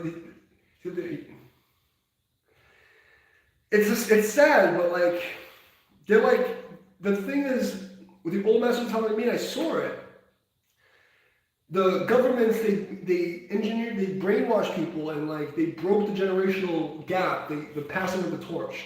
Look what they did to me, right? I should have been the poster tiles of the fucking Fajing Forum and the Rumsok Fist, and they gang stalked me and attacked me and tried to destroy me, right? Like they don't want the truth, they don't want heritage, they want to be the master without going through succession, they don't want to respect their elders, they don't want to respect the grandparents and the lineage. They don't understand what safe face means. They don't know what drink the tea is. They never drink the tea with the master. Okay? These are fucking masters who never sat and they don't know. So I understand why his generation is so pissed off and so cranky. Because you guys, they don't know what it means to drink the tea. That's all I can say. They don't know what it means. And it's disgraceful. And I'm like the last one, and like I'm in this weird, because I'm from the forgotten generation, but these people, like, they don't understand what save face is. You know, they never hung out with the Chinese gangs. They never they never did the thing, like, for real. And they talk and they talk and they wear their fucking silk pajamas and their tournaments. They never did the fucking thing. You know? They never saw the guys who did the thing.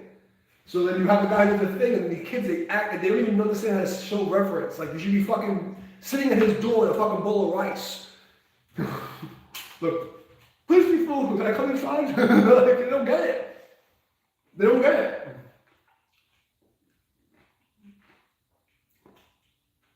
You know, so like, I wish I could meet him.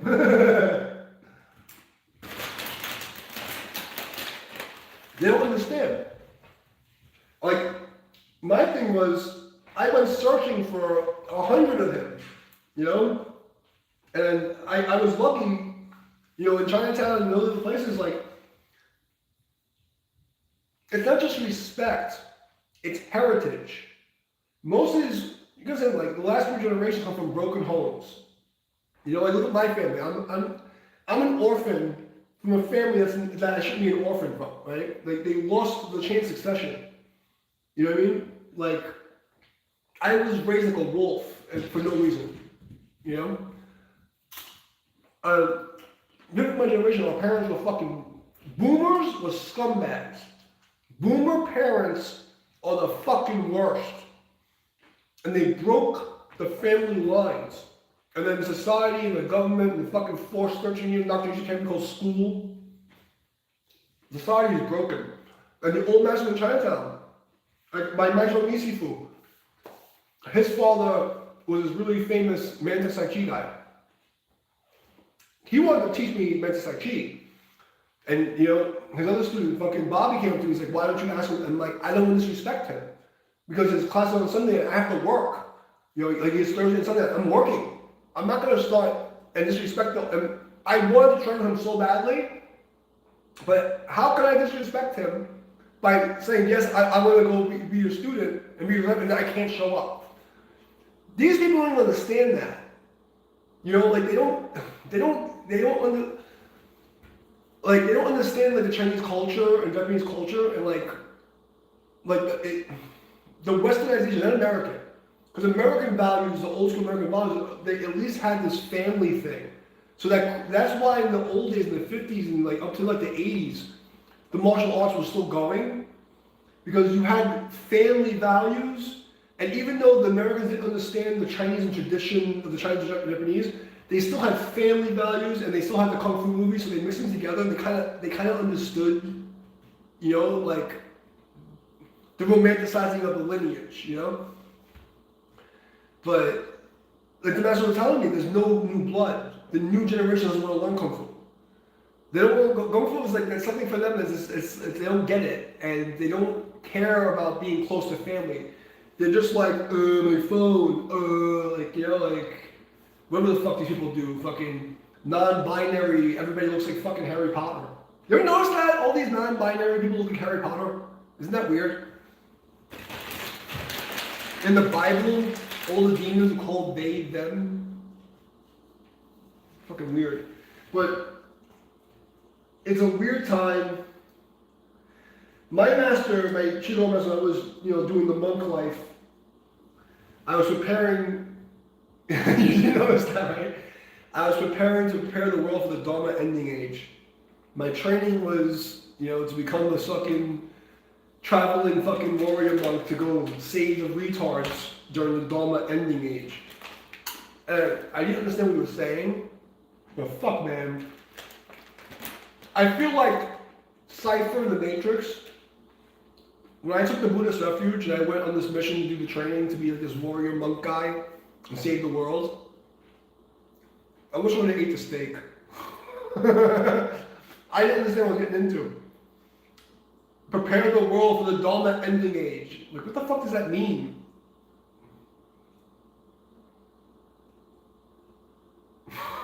fucked up is what it means.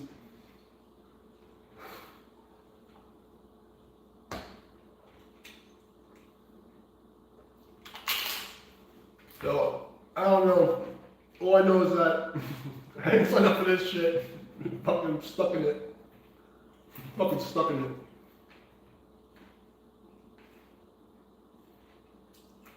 But if you get a chance to train with him, go train with him. Actually, Dan, if I was going to recommend anybody, that George Zhu guy, because he reminds me of my teacher. You know? Like, my master's like, when it comes to knife defense, you know, it's always knife defense. We used to train with a 7-inch kitchen knife. Okay? My first school, I was teaching precinct, right, in New York. I was 16, and my teacher was like, he picked who said, he said your teachers are born in that name, and he select you if he thought you were a good teacher and you had to teach. So I was 16, I opened my first school, and we did a demonstration, and we do knife defense with a real knife. So it was a real kitchen knife, the same one he cut the steak with. We're doing the demo, and we had like a karate board to break. They put it on the floor to show the audience, okay, this is a real knife. And he threw the knife at the floor. It's a fucking linoleum floor on concrete. And he missed the board and it stuck into the floor. Oh, God. He goes, cut you here, no sweat, kill him. You know, like that's the generation. His knife defense was literally this. Cut you here, no sweat, kill him. So we're taught like, you just let him cut these tendons, but as he cuts this, you fucking kill him. You rip his throat out, you break his face, you smash until he's dead, and he doesn't move anymore. That was the kung fu and the karate that I learned. That's literally, like, I swear to you on my fucking life. So, you gotta say something, at 14 years old, I was already doing patrols in Times Square, this is in the 90s, with fucking Red Angels, doing fucking busts on crack dealers and fucking all kinds of crazy shit. I was 15, 16, I was already a bodyguard for a fucking mafia Shylock, you know, going and helping him fucking collect money from assholes. You know what I mean? 16 years old, already teaching for the police precinct. So I grew up in a different era of martial arts. And all the guys I trained with, I did Aki Jiu-Jitsu in the Brownsville Regional Center with this guy, Shihan Smiley from Aki Elmaru Jiu-Jitsu. Guy's a gangster, like straight up gangster, you know? But that's what I'm saying, is like, and I, you know, in my humility or whatever it is, like I don't consider myself on the level of those crazy guys. And I fought a lot more than them in the street. Like I fucking did a lot, I tested my shit, but there's something in their generation, they're not as big but there's something nasty about them. Like I can't express it in words, but they were a different breed of humans. And I was teaching at Equinox, I was a trainer there, right? As you know, this is like 2012 to 16-ish. And I'm talking about, I train with professional fighters and like power lifters and bodybuilders. And anyone in the fucking gym, I can just walk up to them and I can tear their muscle off their body. Like all the young kids, I was in my 30s at the time, I guess, 30s, 40, I don't know. But all the 21-year-olds, and they're all like jacked, but they were like come to like wrestle and I like spar with them, but I could feel their bones were just not as strong as mine. And I realized like, that's how I felt against those guys. They were tiny, but there was something they were not made the same.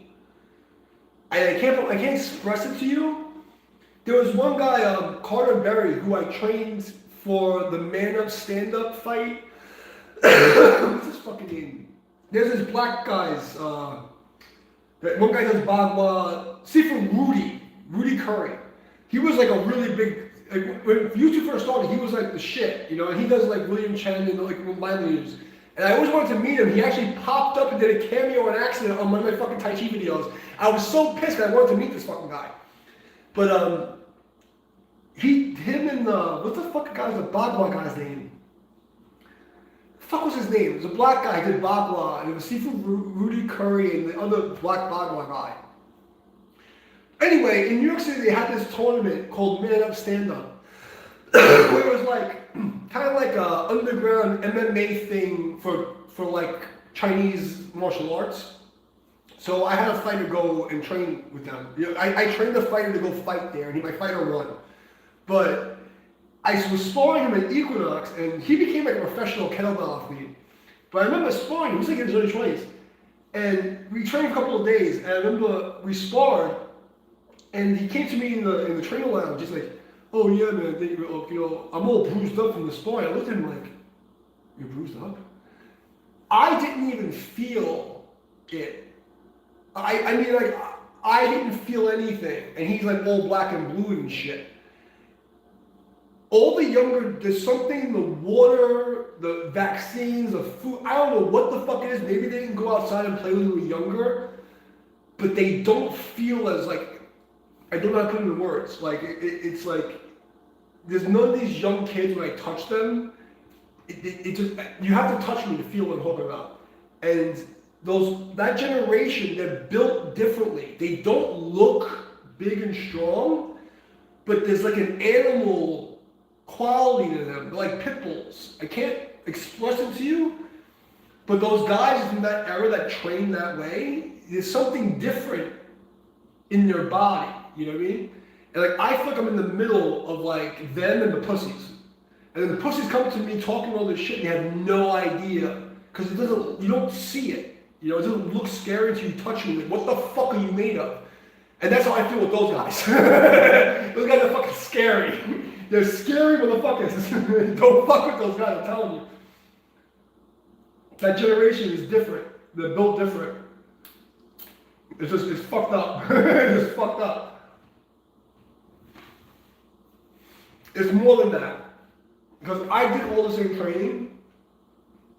And the thing that I feel like I surpassed them in certain aspects, but it's something in the water, in the food, and in the air. And when they were growing up, there was something different. It's something, because like I'm telling you now, there's somebody who's 25 and under, if I touch them, I'm going to break bones. And I'm not saying it's like, it's hard for me I can't be honest without sounding like I'm being a dick and not being humble. But anybody from like 30 under, if I touch them, I'm going to hurt them badly. And anybody who's actually touched hands with me will tell you, I'm built different. There's something different in my body that these people, they're not genetically the same. I can't express it in a way. The guys from that generation are built different. My Jean-Mi teacher, he's probably like 60 something now. The hardest bones I've ever seen anywhere. By fucking far. It was disgusting. It was just fucking scary. It's like his bones felt like actual steel. And it wasn't just his knuckles. Everywhere. Every fucking part of his body. It was just like he's built like and he doesn't look like anything. But he touches you and your body rings. It feels like they're hit by a fucking bat. Okay? I don't know how to express this to you. It's a feeling. And that's why the internal motion is so dangerous. You can't see it. You can't see it until someone touches you. You're like, oh, fuck. Like, what the fuck is that? And it's like, oh, shit. It's terrifying. It's fucking terrifying. You know? So, those guys were built different. It's like Wolverine, you know? Like, you see, like, his animanium and tanky, what fucking skulls are made of? They're not the same genetically. And they don't look big and tough, but their tendons and their bone density is like a different level. Like, I'm telling you, I've gotten into like situation people where they throw a punch me and I just tap them and their fucking arm is like, Argh! Like they're not, I've actually broken people's arms by smacking them. Like, they're not, it's not the same. They're not built the same. And I'm telling you, this is like 10, 15 years ago. The next generation are fucking pathetic. I literally can just grab people and rip their muscles off. Like, remember this professional bodybuilder, this dude, what's the fucking name? He's like big like this, and like, I just like grabbed him by the peck, and I was like, and like literally, it was like, it feels like water. Like if you feel me, I feel like a pit bull. Like I don't look big, but I weigh 210 pounds. Like you touch me, and it feels like beef jerky. You touch these bodybuilder type guys, and there's just water. It just, they look really strong, but you grab them, there's nothing there. It's really bizarre. It's fucking weird. So you see these old Tai Chi masters, they've been building their tendons and ligaments so much, and you don't see it when you touch them. Like, what the fuck, man? They're built different. They're built different. That's all I'm gonna tell you, man. Like, you know, like a pit bull, like doesn't look like, even like the not like diesel ones, they don't look very strong until you see them bite something, and you're like, what the fuck? How? Like, how are your teeth not breaking? Like, it doesn't make any sense. Like, you know, that's the problem. Like, because it's different. Like a Staffordshire Terrier, it's like my dog, right? He doesn't look really diesel. Even like he was 18 years old. 18 years old, he can still hang from a fucking tire. Like his teeth were like so strong. You don't see that. That's the thing people are understanding. Those masters from like Zhu generation, they're fucking built differently. Their insides are different. You can't see it, and that's what's so fucking terrifying. When you know what you're looking at, it's not, no, no, I don't fuck with that. You gotta know when, you know? We always say it. There's a lot of guys that love to kick my ass, but none of these fucking Tai Chi guys are them. Like, I know where I stand, you know what I mean? Like, all the, like, indefensible martial arts fucking guy from the UK, I'll fucking destroy that guy. Mr. fucking, he's like a MMA guy, I'll fucking break him into pieces. He has no fucking chance against me. You know, all these other, like, fucking paper tiger Tai Chi people, I'll fucking break them in pieces. I'm not fucking with George Zhu generation. They're built different. They're fucking built different, I'm telling you, bro. They're just not this. You don't, no. No, nothing to do with that. Check so well, also, from the practical method. Doesn't look like anything. That dude's bones and ligaments are fucking, I would not want to fuck with that guy. Right, I honestly, I think I beat him in a sanctioned fight, because like, I know those rules. But, like, that guy is fucking diesel as fuck. He does not look like it, but you do not want to fuck with that dude. I'm fucking telling you. I would not want to fight that guy. No, at least not with no rules. With rules I have a chance, but that generation is built different. I'm telling you. fuck that. I'll tell you, all the cops and military guys, when I train them in private, they all say, fuck them and shoot you. That's why I carry 9, that's why I carry 45. When I see those dudes, that's what I'm thinking. Fuck that. That's why I carry a gun. I'm gonna fucking shoot you. Fuck you. I fuck with that guy. You crazy? Fuck that.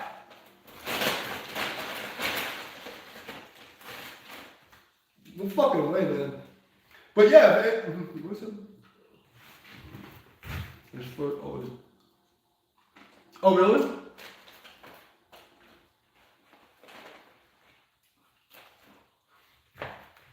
So he did Dragon Cell also. That's like my first introduction to, actually no, I did the Wushu when I was like 4 or 5 for a couple of months. But then I went into Japanese karate from an exchange student. So it was like 6, I was training. No, 6 or 7. There was a Japanese exchange student and it was his only friend. And he took me to his house one day. And it was, Daddy, can I show him? Can I show him? He goes, yeah. He takes me into the backyard. This kid's 7 years old. And takes a red brick and breaks the fucking brick. 7-year-old Japanese kid. I swear on my fucking life. I go, what the fuck? Can you teach me? Yeah, I teach you. I teach you. So that was my first karate. I was 7, learning from this Japanese kid who barely spoke English.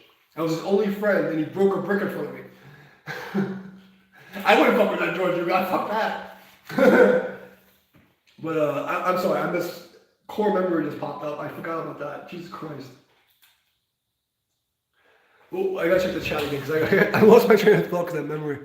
So yeah. So anyway, going back to I started doing Dragon Style in '94 because one of my friends, like a kung fu brother, I used to fight him in the parking lot in Kenosha all the time, and he did Dragon Style.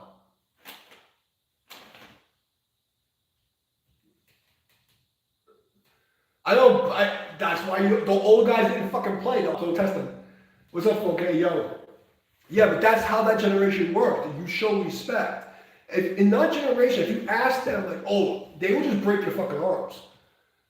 That's why, like, you know, like, anybody in Chinatown that knows me, like, you know, I lived the Buddhist monk path, right? And when I was in Chinatown, in New York, everybody knew me as a super car respectful, but I was always the guy who took the challenges in the park.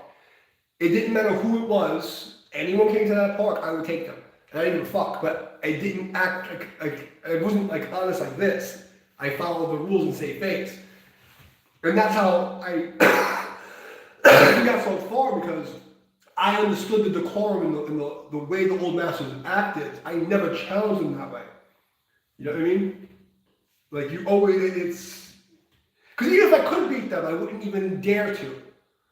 You know what I mean? Because you have to let them save face. And if you're going to challenge them and they break your fucking arm, you deserve it. You don't test them like that. But I also grew up in Chinese houses. You know what I mean?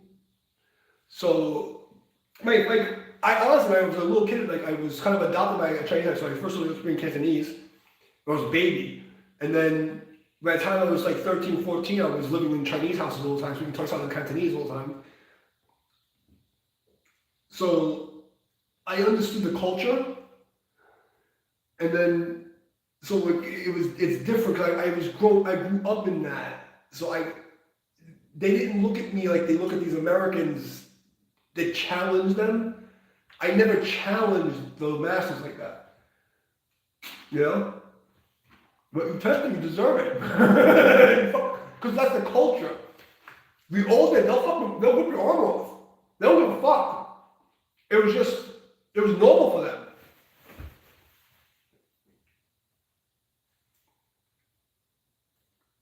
That was like I expect nothing less from someone from Georgia generation if someone wanted to test them or even question them the wrong way.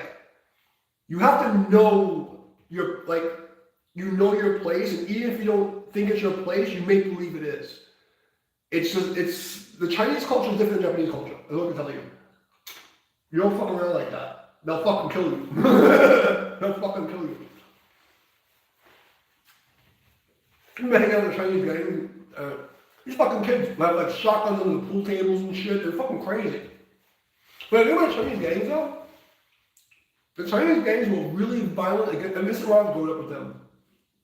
I just hang out with Chinese and Spanish gangs, black gangs, and like, the Chinese gangs, they were violent against each other, but they rarely got into the outsiders. It was very weird like that, you know?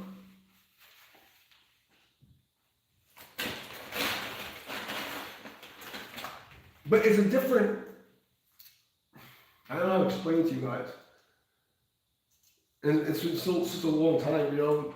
But yeah, it was normal in those days. Like, I'm not surprised that Neil got his fucking shit rocked, because you don't, like, if you didn't grow up in the culture, in the Chinese culture, it's hard to explain it, because like what you think it is, it's not. Because like people romanticize it from the movies and from the mix of the Japanese culture and American society, because the Japanese karate came first. They don't understand Chinese people, like really understand them. And from that generation, it's different.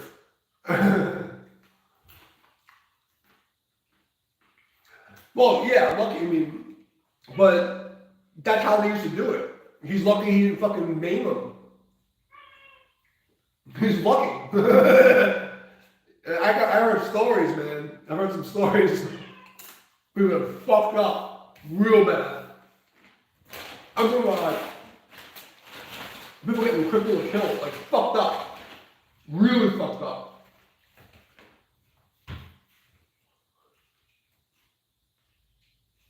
But that culture died like the late 90s. By like 2002, 2001, that culture it was like the generation change, even millennials coming in, or whatever the fuck you call them. So it's different. But the old guys, man, when you find those old dudes and you don't understand them, you know what it's like? You know that like that there's like this weird like native tribe on this island that's illegal to go talk to them. And when any of like the Western people go towards the island, they start shooting arrows at them and try to kill them just for showing up. That's what those people are like. If you don't understand how to interact with them, they'll fucking shoot the arrows at you and they don't give a fuck. Oh yeah, I have no doubt about it. No doubt about it. I only saw like maybe like 20 minutes of his videos, and I can tell you just immediately, like I know, and that's what I did for a living. So I can tell. I can look at somebody move for a couple of minutes. I can tell you, but I can tell. I know. It's weird, but I feel like I know the George Zhu guy, even though I never met him. I only see a little bit of the videos because I know that caricature like so well. Like I know that generation of people. I understand it, and he has the movement. It doesn't matter how big you are. He's gonna fucking kill you. The guy's gonna fucking kill you. Don't fuck with that. Don't fuck around with that.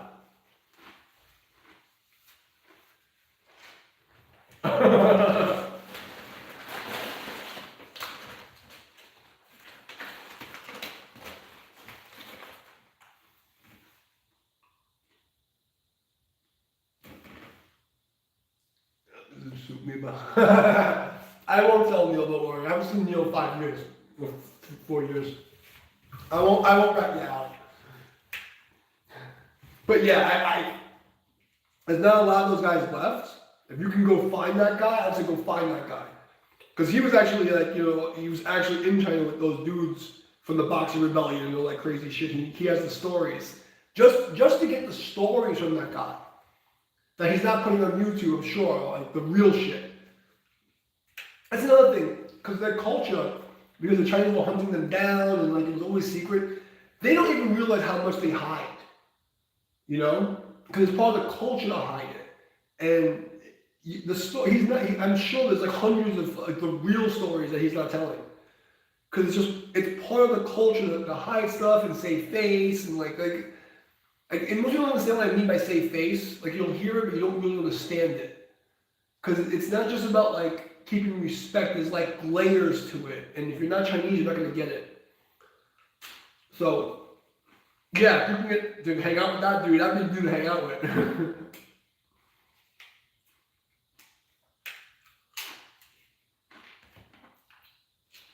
That's the guy.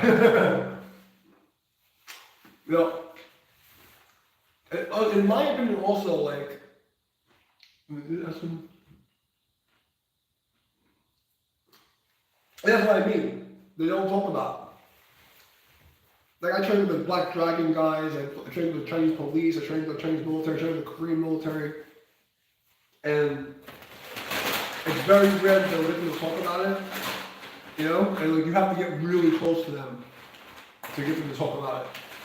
And even then, like, and I was looking at my karate teacher. I was one of the few people that saw the reels from Korea. Like, is it 40, what do you call that? 44 millimeter? The shit they used in the 60s and 70s before, like, the camcorders came out. It was like a tape and a reel, and it goes, and they get projector. And I got to see the real shit, like, and then my YouTube told me I was talking with Black Dragons and like all the other fucking people, the stories they were telling me. My mom doesn't even say, like, I don't know if I can tell this, but they used to like, he was sneak into enemy camps with a chopstick and shove them into his ears and shit, like fucked up things. Like, that's like, I'm not gonna say any more of the stories he told me, but there's some fucked up stories. I mean, of course, in Vietnam, the stories I heard about the fucking guys in Vietnam and the fucking tunnel rats and all this crazy shit that they were doing.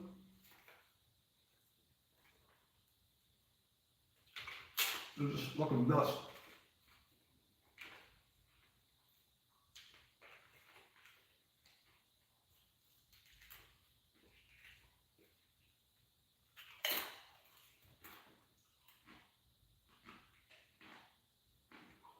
Oh, yeah. That's what I was talking about. The guys, because George Zhu was the last generation from the 1956 clip. Like, I call it 1956 because that's when the Chinese and the Koreans, they both made it legal to do martial arts and made it all sporty and bullshit. It was a conspiracy. So he was the first of the last generation, from my count, from my calculations. I'm talking about the guys before George Zhu, when I talk about the scary dudes, that's what I was training with. Now, I met guys who were literally born in the 1800s. You know, I actually met people who were born in 1880 and shit. You know what I mean? Or whatever the fuck it was pre-1900. I don't know, because they were like really old when I met them as a kid.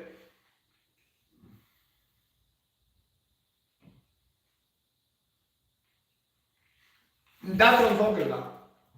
Like, my students, when they I've had some scary fucking guys over the years. Army, Navy, Marines, fucking Army Rangers and shit, like scary fucking dudes. And they think I'm like the scariest motherfucker, they want to shoot me. And I'm looking at my teachers like, you think I'm fucking scary? You gotta see this motherfucker. You gotta see that motherfucker. I'm a pussy. I'm a fucking pussy. You have no idea. Like, and then the guys before them were crazy. Like, so like karate comes from a guy named Sergeant Lee Jin Ho, right? So if you look up Sergeant Lee Jin Ho from the ROK Capital Division, that was my first grandmaster, okay? Like, you get an idea of what I'm talking about. These guys were fucking insane, okay? These guys were murderers, they were insane, they were terrifying, fucking terrifying. Fucking terrifying people.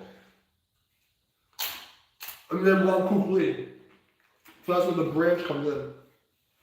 So it was fucking scary. And that generation made a whole bunch of really scary dudes, but look, it was Jun Rhee, Henry Cho, Tiger Kim, like the whole Korean era. Like, those were scary fucking people. Scary people. Jun Rhee, he, like, with his safety punch, safety kick, he's part of the degradation of martial arts. He started, like, making it too Chen Man-chingy, like, made it too popular and too sport. Like, he was in degradation. It was Jun Rhee. But Jun Rhee, power was insane. His students were good, but there were none of his students were ever on that level of the Tiger Division and that level of people. But that was the KCIA's fault. Enough. Stop complaining.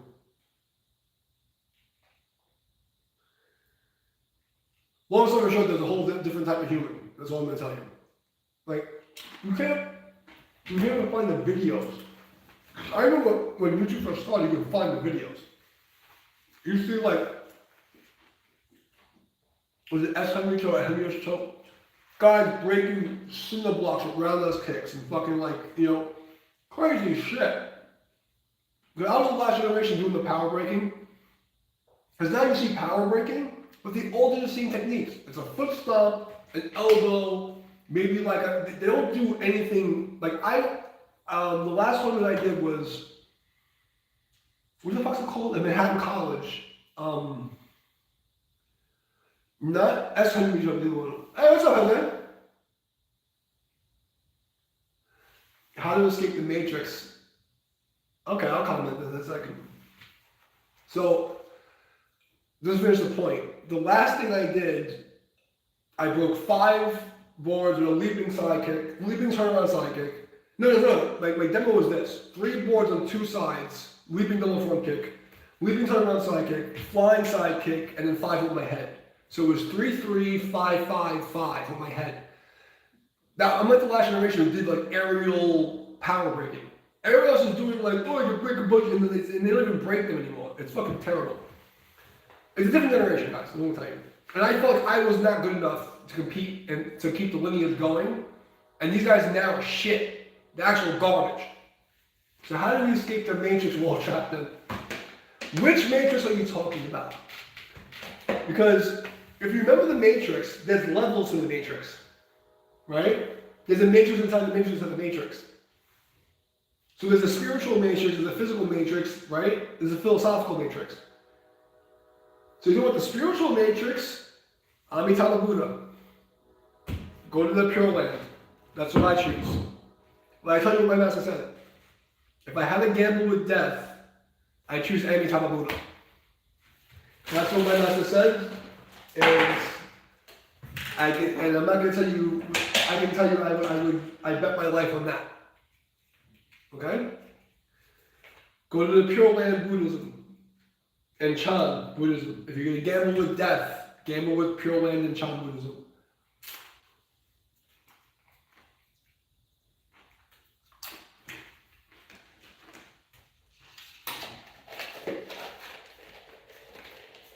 That, when it comes down to escaping the spiritual matrix and gambling with death, I would bet on the Pure Land Buddhism.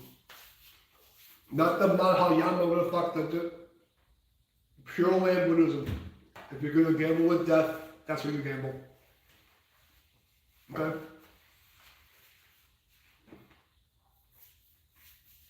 Mix that with Chan Buddhism, and then you have something that makes sense. How to escape the physical matrix? Stop giving a fuck. You're gonna die. Nothing matters. We're gonna die, nothing matters. You're already dead. That's why people understand how we survived. Being attacked by hundreds of people, the government, the fucking Antifa, the BLM, the fucking Facebook, this, that thing, fucking everyone trying to kill me. I have the gods on my side, and I'm already dead, I don't give a fuck. My goal is to live an honorable life, to beat the matrix karma computer system, stay on the right side of the equation of karma, fuck everybody. I live like Musashi. There is, what is it, Doroku? The 21 rules of samurai, the lone samurai. You mentioned that George can deliver a punch from Jimmy. Yes! Everybody, all the internal arts should do that. The Kongli is like, Kongli, how do you explain this in English? Fuck. I haven't spoken Chinese in so many years, but like it's not chi, because they mix the words around, but you can hit somebody, but you can point the force somewhere else. I do it in my demos. You know what I mean? It's a standard in the internal arts, in the old stuff. Yeah, it's all yi. It's all how you point the mind, but it's not the mind. It's the way you use your mind creates micro-contractions, and the contractions change things. Sistema is just Chen style Tai Chi and fucking Sambo. It was made by two fucking prison guards, and then they changed the story. I remember when Sistema first came out, and the story was, it was two fucking prison guards, a guy who did Chen style Tai Chi and a guy who did fucking Sambo, and they were hanging out together and they made this style, and then the fucking Russian government came with a really crazy fucking scientist and made it fucking fancy. That was Sistema. And then all of a sudden it's like, oh no, it's 1,000-year-old system. Get the fuck out of here. It's fucking Chen style Tai Chi and Sambo. And now it's like all this fucking mystical bullshit. I remember the story. But going back to escaping the matrix, okay, from my buddy over here.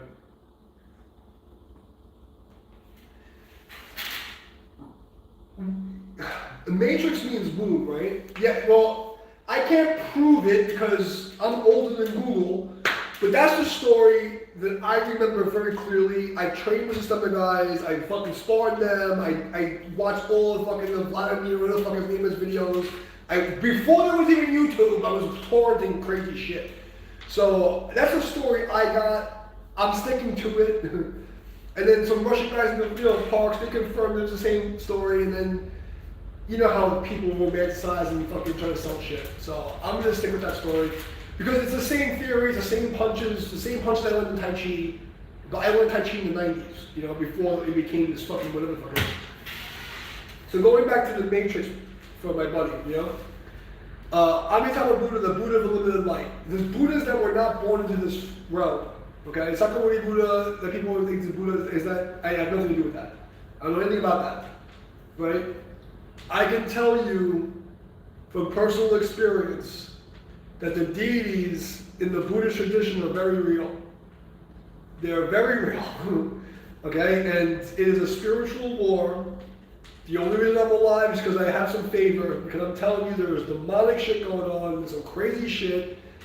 It's real, and they don't fuck around. And, you know, there is God, and there's gods, and there's the prime creator, and all this stuff is all like, because your thought isn't in your body. And when you understand that, you have to realize what the matrix is, the physical, you know, the spiritual matrix. None of this is real the way you think it is. And your mind is not what you think it is. Like, you know, psychology has killed 0 people in its entire fucking history. 0 people have been killed. And this is a psychologist will tell you this. Okay? They don't know where the mind and consciousness is. So you have the awareness self, the spirit to sanctity, and then you have the soul and the ego. They're not the same thing. So the first teaching of the Buddhism is to understand you are the one that's watching the awareness. And to be able to make the awareness push its intent through the ego mind, which is the biological AI system, that's ascension level 1. To be able to get your spirit to make the ego do what it wants to do. So you have to be able to do that first. That's where the meditation level 1 comes in, right? And that's what, it doesn't matter what theory of meditation you use. The problem is when people go into schools of meditation, Buddhism, Taoism, whatever the fuck it is, ism, they let the ego and the external things control it, so now they're still spiritually underneath the ego, so they don't get the fucking thing. They don't actually go on top. In the Bhagavad Gita, there's an image of these 5 ghost horses. In the Warrior Tradition, I explain this. There's these 5 ghost horses in a chariot being pulled by 2 ghosts, and a ghost being pulled by that. And when it represents the 5 senses, and then your emotional and logical mind, and then you, the observer mind, being dragged by all 7. And the whole point of all these spiritual teachings is that your spirit, the spirit to sanctity, the thing that pierces through your crown from the North Star, the real you, the observer mind, has to take control of the logical and emotional mind and the 5 senses so that you are training that up. That's the escape plan. And there's different methods, and there's left-hand path and right-hand path, and this path and that path. You go to fucking the gods, the Braxis, fucking the Gnostic thing, whatever the fuck you want to call it. All the schools get, and eventually come down to this. You know, the body is an AI interface. You know, this matrix isn't real. You know, this is like quantum mechanically, this is a fucking like AI simulated rendering fucking program like the fucking blockchain. And your goal is to wake up inside here, get your body and AI to reconfigure so that you can fucking go and jump out of your body. And then you jump out of your body, you call the other homies like Amitabha Buddha to fucking steal your soul and get you the fuck out of here. That's Buddhism in a nutshell. So I hope that answers your question. As for the physical matrix, I would, you know, they would kill me if I said this too early. You know, I know how to save the world in 7 days, but if I told you everything, they'd kill me. First thing is, the money system is a fucking joke, okay? Everything here is, can I say it? It's tiny hat, black magic, money magic, okay? Interest was illegal, okay? It's called usury. And in every single religious text, the charging of interest on money was illegal and punishable by death. So if I'm the reincarnation of Jesus right now, I'm going to flip the fucking tables. Let me tell you why he flipped the tables. Because you were charging money, you were lending money at interest. Okay? And it's punishable by death. So think about this. All these people will kill you for lending money and charging interest. If you stop charging interest and lending money at interest, half the problems will be solved.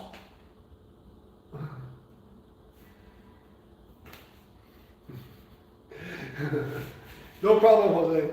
But does that make sense about the vision thing?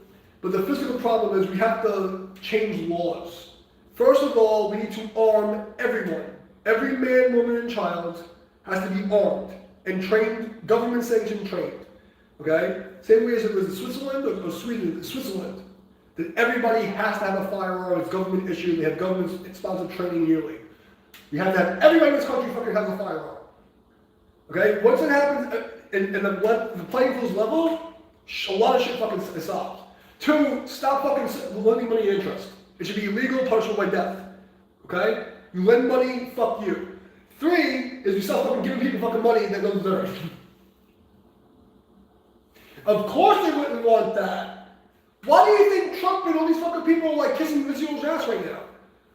I don't give a fuck. Like, the truth is this, like, there's a difference between people who are Jewish who follow the Torah, and people who follow the Talmud, and people who think, Israel and this ethno-state, we have to kiss their ass. Jesus came and said that they're fucking synagogue of Satan. And all these Christians go around saying that, oh, we're gonna fucking believe the Jews, and we have to, no. And people are saying that not all Jewish people are saying it.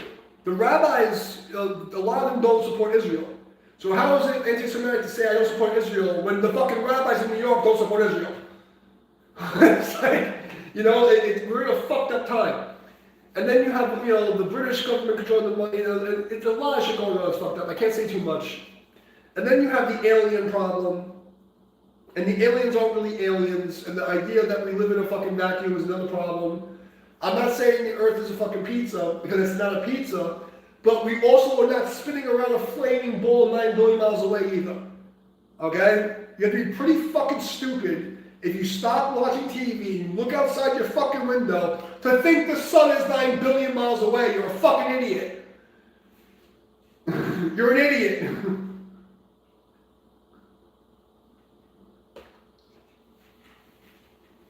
Even with bad math, you can tell the sun and the moon can't be more than 300 to 600 miles away. It can't be. You don't have to be a genius to figure this out. I know it sounds crazy. Well, you know what sounds crazier?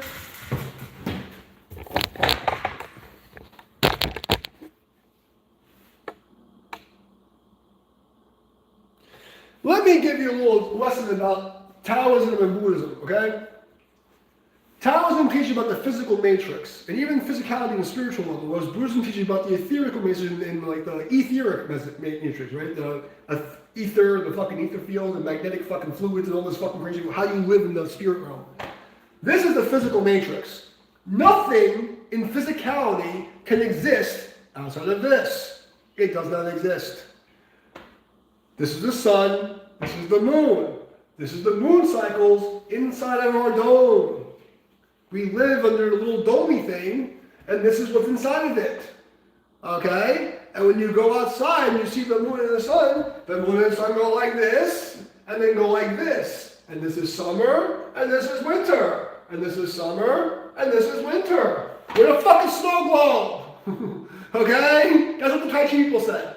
Now, I'm not saying it, don't ban me YouTube, or I have no fucking problems. But if you're talking about Tai Chi theory, okay, we live in a snow globe. The North Star's over here, that's a dot, that's a positive ionic charge, the negative ionic charge at the bottom, and then you have the sun, which is positive, the moon that's negative, the sun has warm light, the moon has cold light.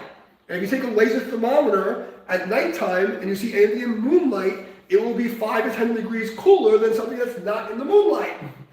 Okay, it's an inverse fractal wave of that. This is just basic fucking, Taoism fucking physicality theory here. Nothing exists out of this. So here you have man is 30% male, 30% female. If you look underneath your junk, you have a line between your testicles. What is that? That's your ovaries.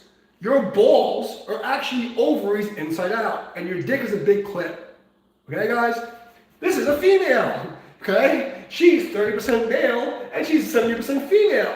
She has a dick. Her dick is called a clitoris, and her testicles are inside her body. Nothing exists out of here. Now, you can have lesbians and gays and transgenders, because these two things have a crossing point. Okay?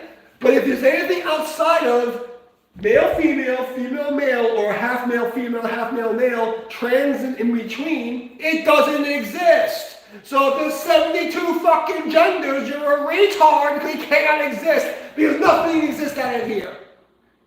Everything is inside of this fucking symbol. Okay? If it cannot be ramified to this, it doesn't exist. What is a computer system? It's binary code. What is quantum mechanics? What is quantum computers? It's literally this. You have a positive 1, you have a 0. Then you have a half 1, 0, half 0, 1. Quantum computing right here. There is nothing in reality, physical reality, that exists outside of this. Nothing at all. Okay? So if you want to escape the physical matrix, we have to understand what this symbol is trying to teach us. Okay? It's not just two fishies in the fucking Tai Chi. It is everything. This is literally everything. And you should sit there and stare at it 5 minutes a day and really try to channel your ancestors and figure out what the fuck this means. Because this will save your mind from the bullshit propaganda and nonsense. If it doesn't fit in here, it does not exist. That's the end of the lesson. There you go.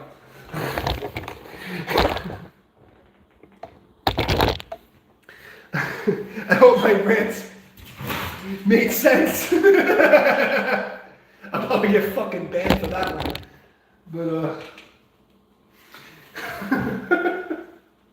I don't care. I'm already fucked anyway. It destroyed my life's work. Right? Because, who was this? What's his fucking name? Really smart guy. He has a channel. He talks about like physics and little something. But he has this quote. I always use it. God is not a three-legged hooker on crack. Okay? And it's like the universe is orderly and mathematical. It makes sense. Okay? Everything makes sense. If it doesn't make sense, you know, it's not real. If you have to suspend disbelief and use all these fancy words and equations, it's not real. If you can't reduce something to the language of an 8-year-old, you're not very smart. You don't know what you're talking about. And there's all about like rockets and all this fucking bullshit. Oh, but you're just not smart to understand. Motherfucker, you cannot take a fucking fireball out of a rocket in a vacuum and go anywhere. Are you retarded? Okay? Like, you have to not be thinking for yourself, and that's when you give you 13 years of fluoride water, bad education, sitting in that fucking uncomfortable chair to brainwash you. That's fucking torture. That's a struggle session. 13 years of fucking public school is struggle sessions. You're in these really uncomfortable chairs, you can't move, you're sitting there listening to this person talking like this and read from this thing, answer the questions, ring to the bell, pull over your training.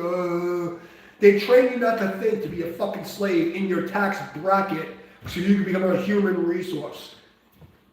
This is why I got banned on Facebook, by the way, because I know too much, and when I start fucking preaching, they hate me. But it doesn't matter anymore because they're fucked anyway.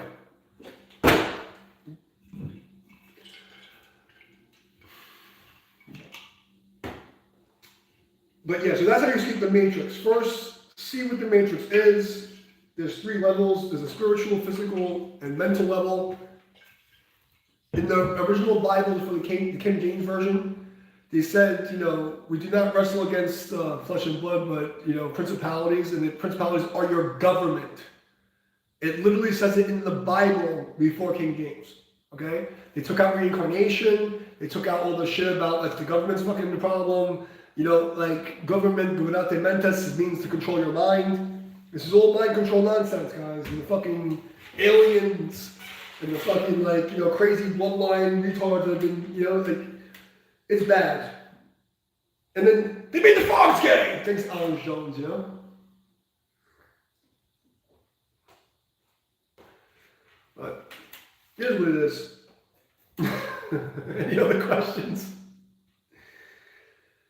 You know, it is what it is.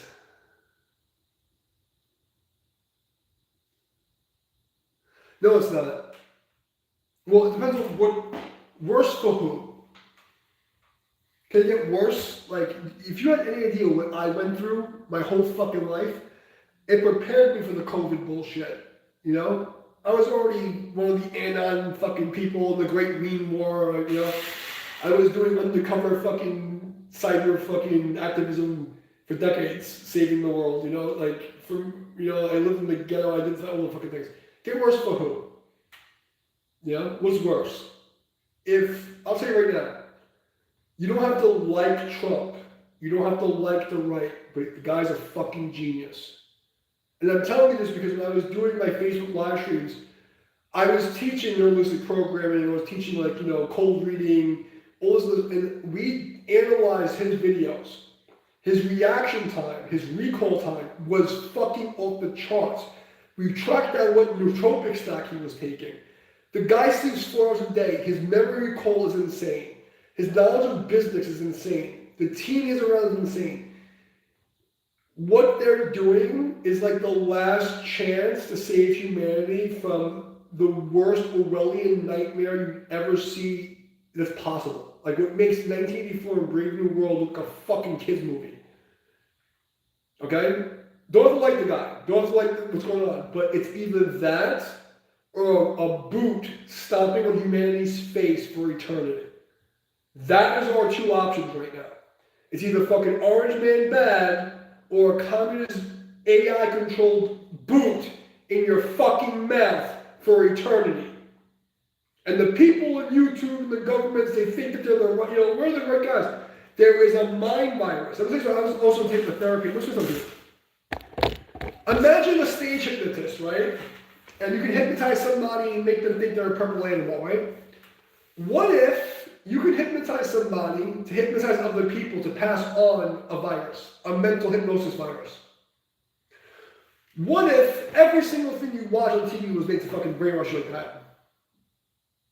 Oh, they hate my guts. Because it's not just the powers that be. I mean, I've gone up against everyone. And you have no idea what I've survived. The only reason I'm alive is because there are entities that keep me alive. That will not let me die until they're done with me. They wouldn't let me kill myself. I'm not allowed. Okay? Like, I'm stuck here until they're fucking done with me. And there's nothing they can do about it. If I told you guys the real story, you wouldn't believe me. But I'm talking about satanic covens, sacrificing animals in the graveyards. I've had gangs, Antifa, the BLMs, even the fucking Republicans, some people hate me. The government came after me. I'm on the fucking watch list for this. I joined the militia, and they fucking put me on a watch list for that. They fucking got me the fucking other thing, the gangs that I was in, the fucking this thing, the that thing, The fact that I was in the GATE program, I had an IQ of 170, they've been watching my whole fucking life. And they can't do a goddamn thing to me because God said no. And until God says I'm done, they can't do shit. And my God's not your God. That's the thing they don't understand. And look, they're very real. They are very real.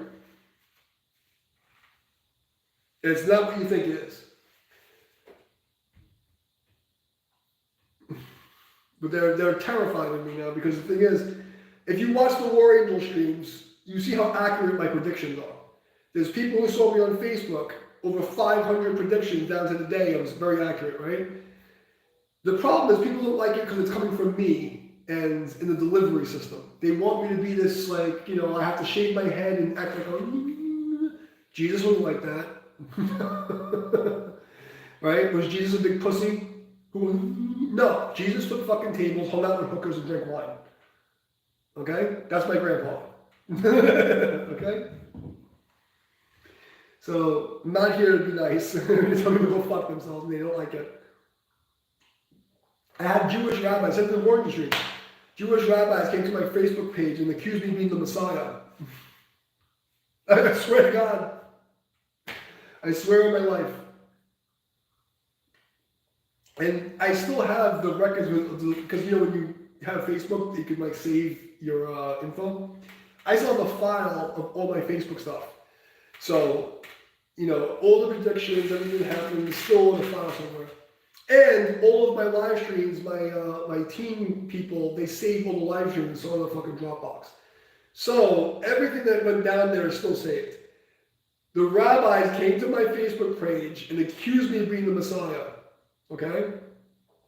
And then for months, I would go into random groups and had nothing to do with anything. And like, hey, isn't that the guy that's supposed to be the Messiah? Isn't he the Messiah? The problem, and Cliff High talks about this, and I've been talking about this for years, so I understood this, because I left the hacking world to get into neural programming, because I wanted to save the world, right? So I started, and I wrote a book on, basically if you mixed NLP with HTML and CSS, what would happen? And I wrote a book on the subject, and then it didn't get out. But anyway, long story short, the lexicon of the Jewish people and the Muslim people, because of the way our brains work, they can't actually access spirituality in the same way like a Buddhist or someone who's an atheist can access spirituality. It's easier to take an atheist and make them understand what nature and God is about, like God, I don't know the right word. than it is to take someone who's brought up learning Jewish or like Muslim culture. Christian, it's like 50-50, but the lexicon locks their brain. It's very difficult to teach them abstract concept. You know, it's like the Torah is like an AI computer simulation thing. It's very like rigid. And when you learn that way, you're at an early age, your mind shuts. In the Taoism, we say that the Tao that can be named is not the eternal Tao, right? If you can name the thing, you've now put a confine, they call it an elemental form. In the etheric field, you've now put a lock on this thing and you've condensed it to something that it's not. And once your mind can't unlock it, you can't see the thing anymore. So a lot of these people are doomed to being recycled and reincarnated. That's why they take reincarnation out of the Bible. Because, you know, it's those things that the upper structure of what controls the government, because they're not human. I think it's safe to say that now, because the aliens are already showing up.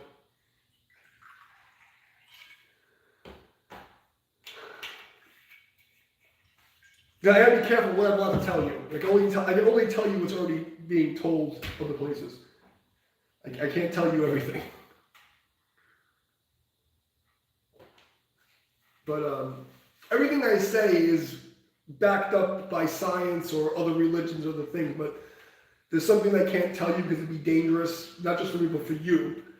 And again, because of the lexicon of how words operate and how the reality is rendered like a blockchain system, and there's a consensus ledger, so each soul cluster is part of that consensus ledger for that sector of the blockchain, and then through those groups you have hubs of soul clusters that are rendering the reality, and then these clusters create another like a meta ledger.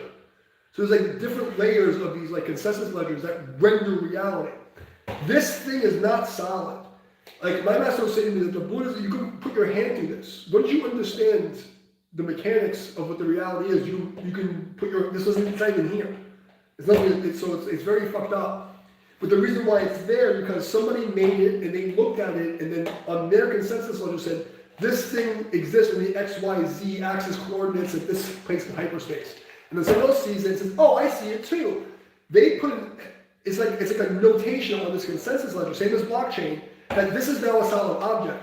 So now it's rendered in hyperspace, and here it is. I don't have the right words to explain this to you. But, so that's how reality is rendered. And then there's beings that aren't actually physical. You know, and then there's beings that are physical that are not human. They're not human. And then there are parasites entities, and it was called, the fuck's the word? In the 50s and 60s, there's actually a program, devolution. Devolution was called, where the government, same as Complan 8888, okay? Complan 8888 is when the military was preparing for a zombie apocalypse. There was a devolution preparation, I know the name of it. Again. Oh, well, I'm glad to have you here, man. Welcome to the party.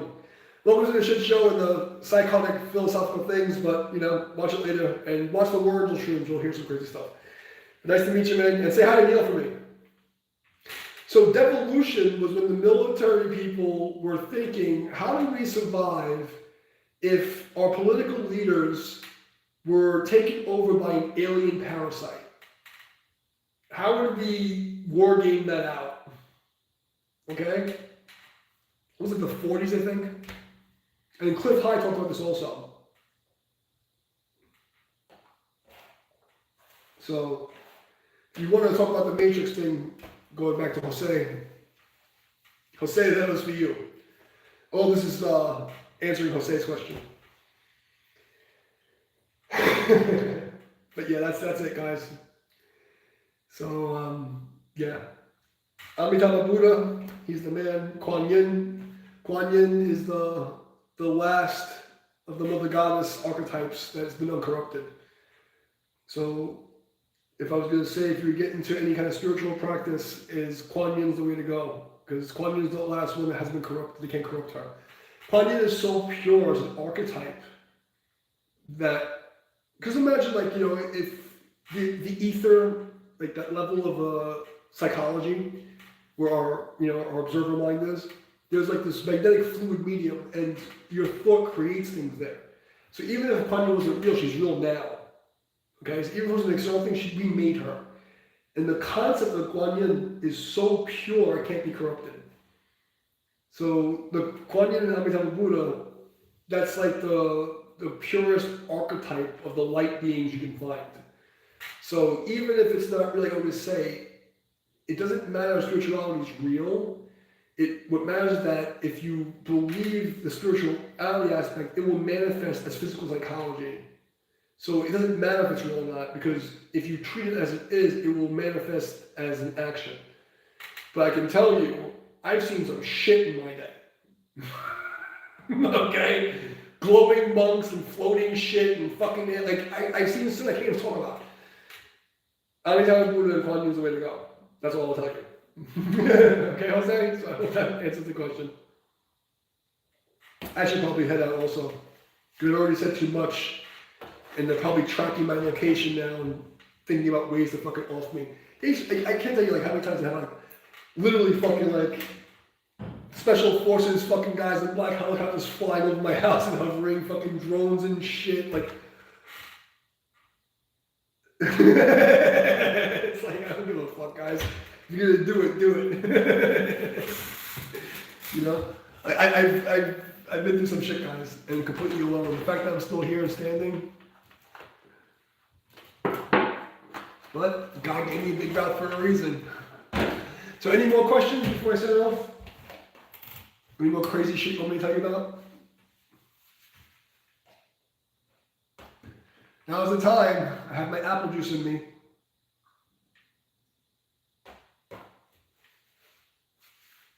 No questions from anybody in the peanut gallery? Anything? Alright, I'm gonna sign off. I freak you guys the fuck out? Because everything I say sounds crazy, but actually makes sense. I think I probably said too much. Or not enough. There's no kung fu questions, no philosophy questions, anything else before I go? I'll give you guys a minute to figure it out. If you guys decide if you have any questions for me, I'm going to stretch my legs. I'm going to walk in a circle. And if there's nothing else comes up, I'm going to sign off. I'm going to feed the cat real fast. That'll give you something to do.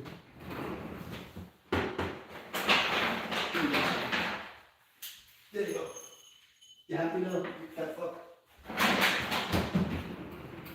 Don't act like you're not spoiled. You're spoiled.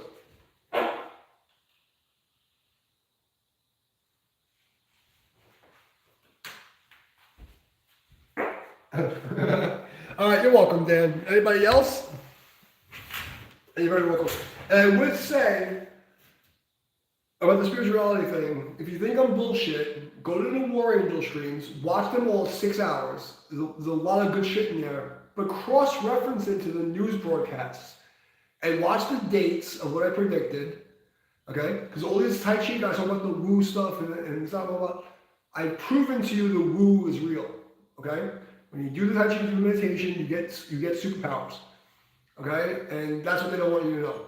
So you want to beat the Matrix, you know? I showed you how to do it. All right, I love you guys. I'll let you see my live stream. In your human tongue, I say I love you, but I'm grateful for your presence. Practice your gratitude. I'll see you guys soon, okay? And yeah, fight the Matrix. Don't eat the steak. I love you guys. All right, see you guys soon. Peace out. How do I get out of here? Oh, no, that's recording. Nobody else? There's 7 of you guys in here. Only few people talking. Last chance. Last chance. All right, I'm out. Peace out, guys.